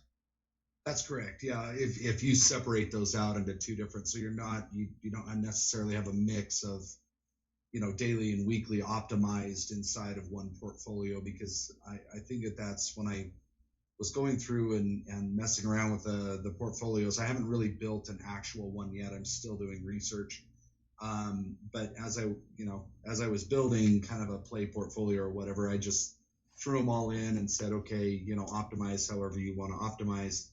And so now I have a mix in there of things that may be core to our account that we know we're going to play out in, 10 months versus, the things that I want to be looking at daily. And so, as I ran through there, I thought, wow, this could get really confusing if we're running a lot of money through Wavetech. This is going to get really confusing on what portfolio is going to do what, and are we looking for, let's say aggressive growth, or are we looking for core positions that we know are going to play out over time, or that kind of stuff. So and just to get the right signals at the right time so that we can be optimized in kind of both of our strategies. So we probably need to have a meeting, and you also need to upgrade to expert, and that will actually do amazing things for you on that. Okay. It just, and I'm not trying. It's just going to do what you want it to do, and it's going to address these issues. So. Got that. Yeah. I think that's going to be best. It's certainly worth a trial, but I would like to know much more about that. And we took down the set up a meeting with me on Portfolio Expert. I'm going to turn it back on, and mainly it's going to be just for Portfolio Expert users. We were just getting inundated. Everybody wanted to talk to me, so that's why on the live streams I've been doing these call-ins. Like tonight, I'm putting a Zoom meeting together just so people can talk. And it was really, we did like 3 hours and 20 minutes on Saturday morning. I don't know, we had almost 1,000 people hanging out. So, but yeah, so I'm going to turn that on and give it a shot. And we're going to put some notations on there that it's just for, hopefully for the professional. But now that we're offering the Portfolio Expert, I'm glad to spend some time. I'm just going to have to be really focused, but we would want to work with you on that as far as showing you how to get to that next level and authenticate all those things, because that's not too complex, but it's complex enough, and it would sure be nice to have it automated. Definitely. And normally, to answer some of your question, normally the longer term models work better. The weekly models work a lot better than daily models. But given the market environment of this year, the dailies, we have found some of the dailies work really well. So sometimes it's good to have the mix, but normally standard practice, I really like using the weekly models. They do really, really well. But if you can see on the screen here, this answers your other question exactly, Matt. I actually do have what I call monitoring portfolios that I don't actually use, but it goes exactly with what your question was. I get creative. A friend of mine back when I don't even know, it was the 8th grade, I think it was like junior high or whatever. This guy did these dances and he was really cool, and he always did 80 volts. He did a really cool dance, but it was almost kind of that was back in the early 80s when break dancing was really big, but that always stuck with me, and he was a really good guy. So to kind of honor him, 80 volts, that is a portfolio that's strictly the energy sector, meaning like utilities, the electric companies, solar, that kind of stuff. And as you can see, this sector, it's just really getting hit hard this year. So I do have these around to where I'm developing portfolios, or to let us know if we should be more engaged with certain portfolios that handle these kind of sectors. This is a helpful indicator. Should we stay in? Should we be active with certain portfolios or not? Bank to the Future is another one. This is strictly all the financial sector, all the different banks, whether they're regional or the main banks. I'm just kind of going through because I haven't looked at this list for a little while. But Brownie's Bar and Grill is another one I did. Actually, Brownie was one of my grandfathers, and his nickname was Brownie. So what this one is the bar and grill. So it's basically what the name says is what it is the nicer sit down restaurants and the some of the alcoholic beverage companies. It's got also like Coke and Pepsi as well, but it's mainly for the consumer, is it cyclical or but it covers that sector of the kind of what people like to do when they need comfort food and that kind of stuff. And I actually have a Fast Food Freddy, so I even go a little fine-tuned where Fast Food Freddy is all the fast food restaurants and then all the soda beverage companies that supply them. So you can even see that, even this industry is getting hurt right now. So I do that. Like my Mack truck hauler is more of like the transportation industry, trucking, automotive, auto parts, that kind of stuff. So that's another one. So yeah, I actually have a lot of these are. I'm kind of curious. I have the warm sands, cool waters R&R, so you can see. I'll show you the constituents in a second, but this industry is really hurting. So negative 32%. I'm actually kind of curious. But that would be perfect once we get a vaccine and that sort of thing. Yes. That's going to be, I imagine that's going to be a very well, just a good performing portfolio. So. Yeah, and I'm going to add something in here. The other thing you can do is build some watch list as well, and put some of those industry groups in a watch list, and then look for those turnarounds. And typical for the aggressive, I usually use a daily 1.2 model because it's going to be one of the first to catch a turnaround. That model was magic back in in March of this year. March, I think a lot of those trades came in on March 26th, right into the 1st of April, and there was just monster trades there because of the V bottom, right? But it was aggressive. It's like, okay, if this is going to turn around, this is a place to go. Migrate from there into maybe the intermediate. Watch for the weekly. And let it go from there.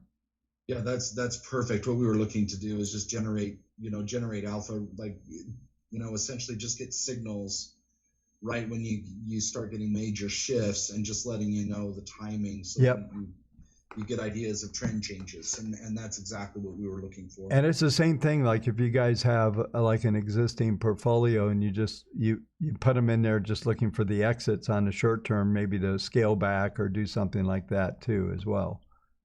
So you could actually do some covered rights or do some put spreads or something like that if you're inclined to do that type of activity. But that totally up to you. Yeah. So I'm going to make a market comment. Futures up 28 handles right now. Bitcoin is skyrocketing right now. Bitcoin's up $636 at 14,000. So lots going on. We're almost trading STX on weekly, and it's Tuesday. So I knew this week was going to be wild, folks. I'm telling you, it is wild. And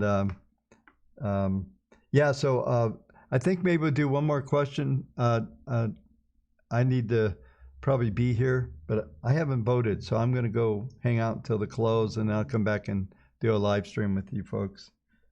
Yeah, and can I just add one thing real quick, and I'll be done with my part, or at least this, because I do want to make sure that we get the questions answered, but this kind of goes off with what Matt was just asking and what I was talking about. So this is a new one I've been working on. It's Quick Draw Doc Holiday, and it's strictly nothing, and it's fully optimized. So I picked symbols that out of all 4 trading models of daily and weekly, I picked the ones that out of all 4 were optimized for daily 1.2. So Doc Holiday is strictly nothing but daily 1.2. So over the years, you can kind of see daily, not very exciting. It doesn't do a whole lot, but then clearly you can see down here, this is the start of 2020 right here. And you can just see with the volatility of the market and the way our system trades, the 1.2, I mean, it just screamed.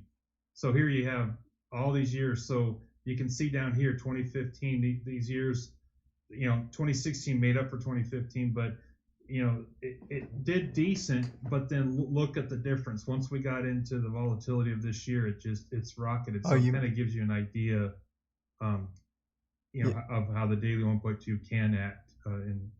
You mean back in the days? And that's perfect. That's exactly what I was, talking about is essentially your core positions that we're going to grow over time and that sort of thing. And then when market volatility hits, there is a lot of opportunity that opens up very quickly. It does. And and that's Jay, if you scroll down, that was back in the day when in 2018 when 19 and 28% was mediocre. Yeah. So yeah. Hey, Bob, yes. I have a question for you in terms of how do you input new money?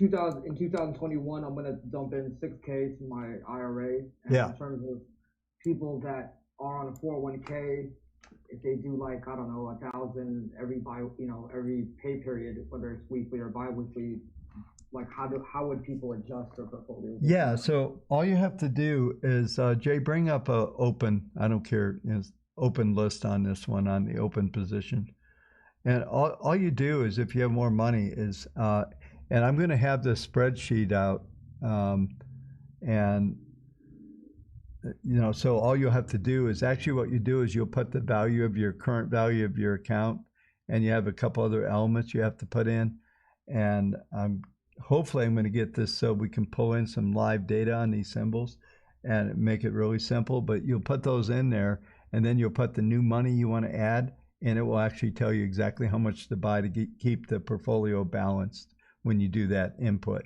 And then from there you just follow the bouncing ball, you just sing along when it tells you to buy and sell and any changes you make incrementally as you go forward.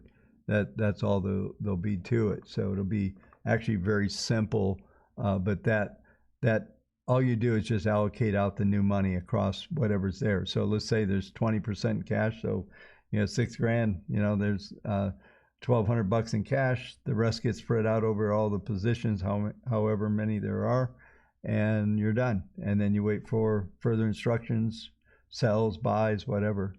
And it'll walk you through all step by step on all of that. Okay, so I don't go into Portfolio Wizard and go from 100 no. to like 106. Okay. No, you won't need to do that because the place where this happens is that the Wavetech model is actually just that. It's a model. The custodian or the broker is the one that actually where you're going to hold your actual money. All of those balances and those percentages will be there. When I was looking for this spreadsheet, I think I finally found it, and maybe I could bring this up and we'll close here. If I see if I can find this easily enough. Of course, I thought it would be right where I find it, but anyway, I'll just talk about it. What it's going to do is actually give us the ability so you can display all these trades and make it really simple to authenticate. You take existing portfolio, new orders. It actually, I was telling Jay that I forgot all the stuff we built in. Like, when we talked to you last week, when you were trying to transition a portfolio, when it would actually take the value of all your current values of your current portfolio, you just, if none of those lists were on the new portfolio, it would give you the liquidation orders for your existing and actually rebalancing, put you right in sync with everything. And that's been a big question over the last couple of weeks. So I'm going to work hard to get that thing out there as fast as I can, because that'll be that'll be really a real helpful tool. Thanks, Bob. Yep. And what time are we hanging out tonight?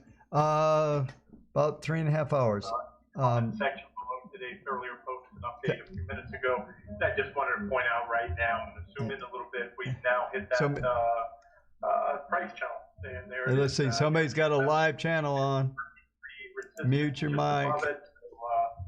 had mentioned in that post, I posted a chart saying good time to put. Looks like it might be MJS. Yeah. Okay, I got him. I didn't know. Okay, yeah, you got it. Okay, I can't do anything. I have a question. This is Jay. Yeah, Jay. Does Wavetech always sell after an RXT? Like it breaks out of RXT? Is it like? Have I heard you say that before? No. Sometimes it will give. They'll be in sync. Sometimes they are not, but they are completely different. The Wavetech models and that and the Market Grid RXT cell is different. I have seen them in sync, but not that often. They're usually much different. And if you did use, like if you had something and you were running things, then we could see maybe we could see some being synchronized, but normally they are not. They're completely different. Okay, thanks. Bob, I sent you Kathy Wood's information for contact. Okay, cool. Who's this? That was Troy Maddox. Oh, okay. Thanks, man. So 8:30 p.m. I forget, we're on Mountain Time now, right? So 8:30 p.m. local or Mountain Time. Yeah, 8. So 8 o'clock. Okay. Yeah. So what I'm going to do is there's going to be 2 live streams just for everybody here. Let me as we close down on this thing. Let me just go. I haven't been on screen for a while. So so there's going to be 2 live streams tonight. I'm going to go on for about a half hour. I'm going to attempt my best to go through everything I go through on my nightly videos only live. So you'll get all the uhs and all the sentences I didn't want to say that I delete out normally. And then I'll go through all the markets and what they're looking at. And then I'll shut that down. We'll use that as our daily market video that we'll do. So I'll shut that down. We'll tag it up and put everything in there. And then the last, then I'll come back on, probably take about a 15-minute break, come back on with another live stream, and then we're just going to hang out, watch these markets trade. And basically what we've done here, by the way, on this futures, I need to get back. I need to be back host as we close down here. Let me see. Can you do that on your end, or yeah, I think so. I'm not sure. Yeah, we'll I can find out, right? Yeah. Yeah, I think you have to maybe close out. I'm not probably sure. Like stop share and all that. Yeah. Now we just got you on the screen. Okay, I think maybe I'm back. Yeah. Yeah. Anyway, so I'll just go ahead, but we'll actually be. Yeah, then we'll go on and we'll just go through everything. But all we've really done with these futures is we rallied back to where we were right at 5 minutes before the close. So they just went back. And so I did this survey. Let's see what, I'm curious on my Twitter survey, see where it's at now. The question, it's staying pretty stable. 335 votes. So it's about 10% of my Twitter followers. Why was the market rallying? Because of a win by ... Trump 59, Biden 41. So I don't know. Market's taking off again. I don't know. Is everybody thinking that, or is just our little group here? So I'm thinking it's going to be pretty interesting. And I think I've got something set up. I'll have to see if I can pull it off tonight. I can do this straw poll. I just like to see, I don't know how many people we'll have hanging out. Hopefully we'll have 1,000 or so hanging out tonight. So we'll do that. And I know a lot of folks will typically watch that afterwards. But yeah, so Bitcoin's up 4.2%. Markets are rallying up 0.67 on the futures. They're up 22 handles. They did print up about 27, so we're pulling back a little bit. And where's the NAS at? NAS is up 64 handles, up about the same, 0.58. I was going to try to bring that back up, but I'm just not that proficient with this. Oh wait, here I might be able to do this. Yeah, host participant. Yeah. Anyway, you switched it back, but I can't share. I'm not sure how to take it back there. So anyway, so yeah, folks, thanks for showing up. I hope this was helpful. One of our other team members was texting me during, and there's a number of things I think we do need to address in the support, and some of the things that came up today I think were really good. These meetings are great, but you spend 2 hours, you're trying to find out where's the content at, and it's a lot to go through. I think we've got probably average 2.5, 3 hours times like 25. So we've got, 80 hours, 90 hours of content out there, and it's like digging through a haystack. So anyway, thanks for coming today, folks. So if you want to hang out tonight, it should be fun. I'm looking forward to it. Certainly a lot going on. These futures are crazy, jumping around. I wish I could bring them up on the screen, but anyway, they are definitely doing a lot of stuff here. So can I say something real quick? No. I totally forgot. I don't remember where I saw it. I read so many. I have to monitor so many different sources of clients reaching out to us. But maybe it was on the YouTube thing. Someone wanted to know if we could start supplying Wavetech crystal balls. Oh, you know what? Yeah, tonight I'm going to actually put our swag site.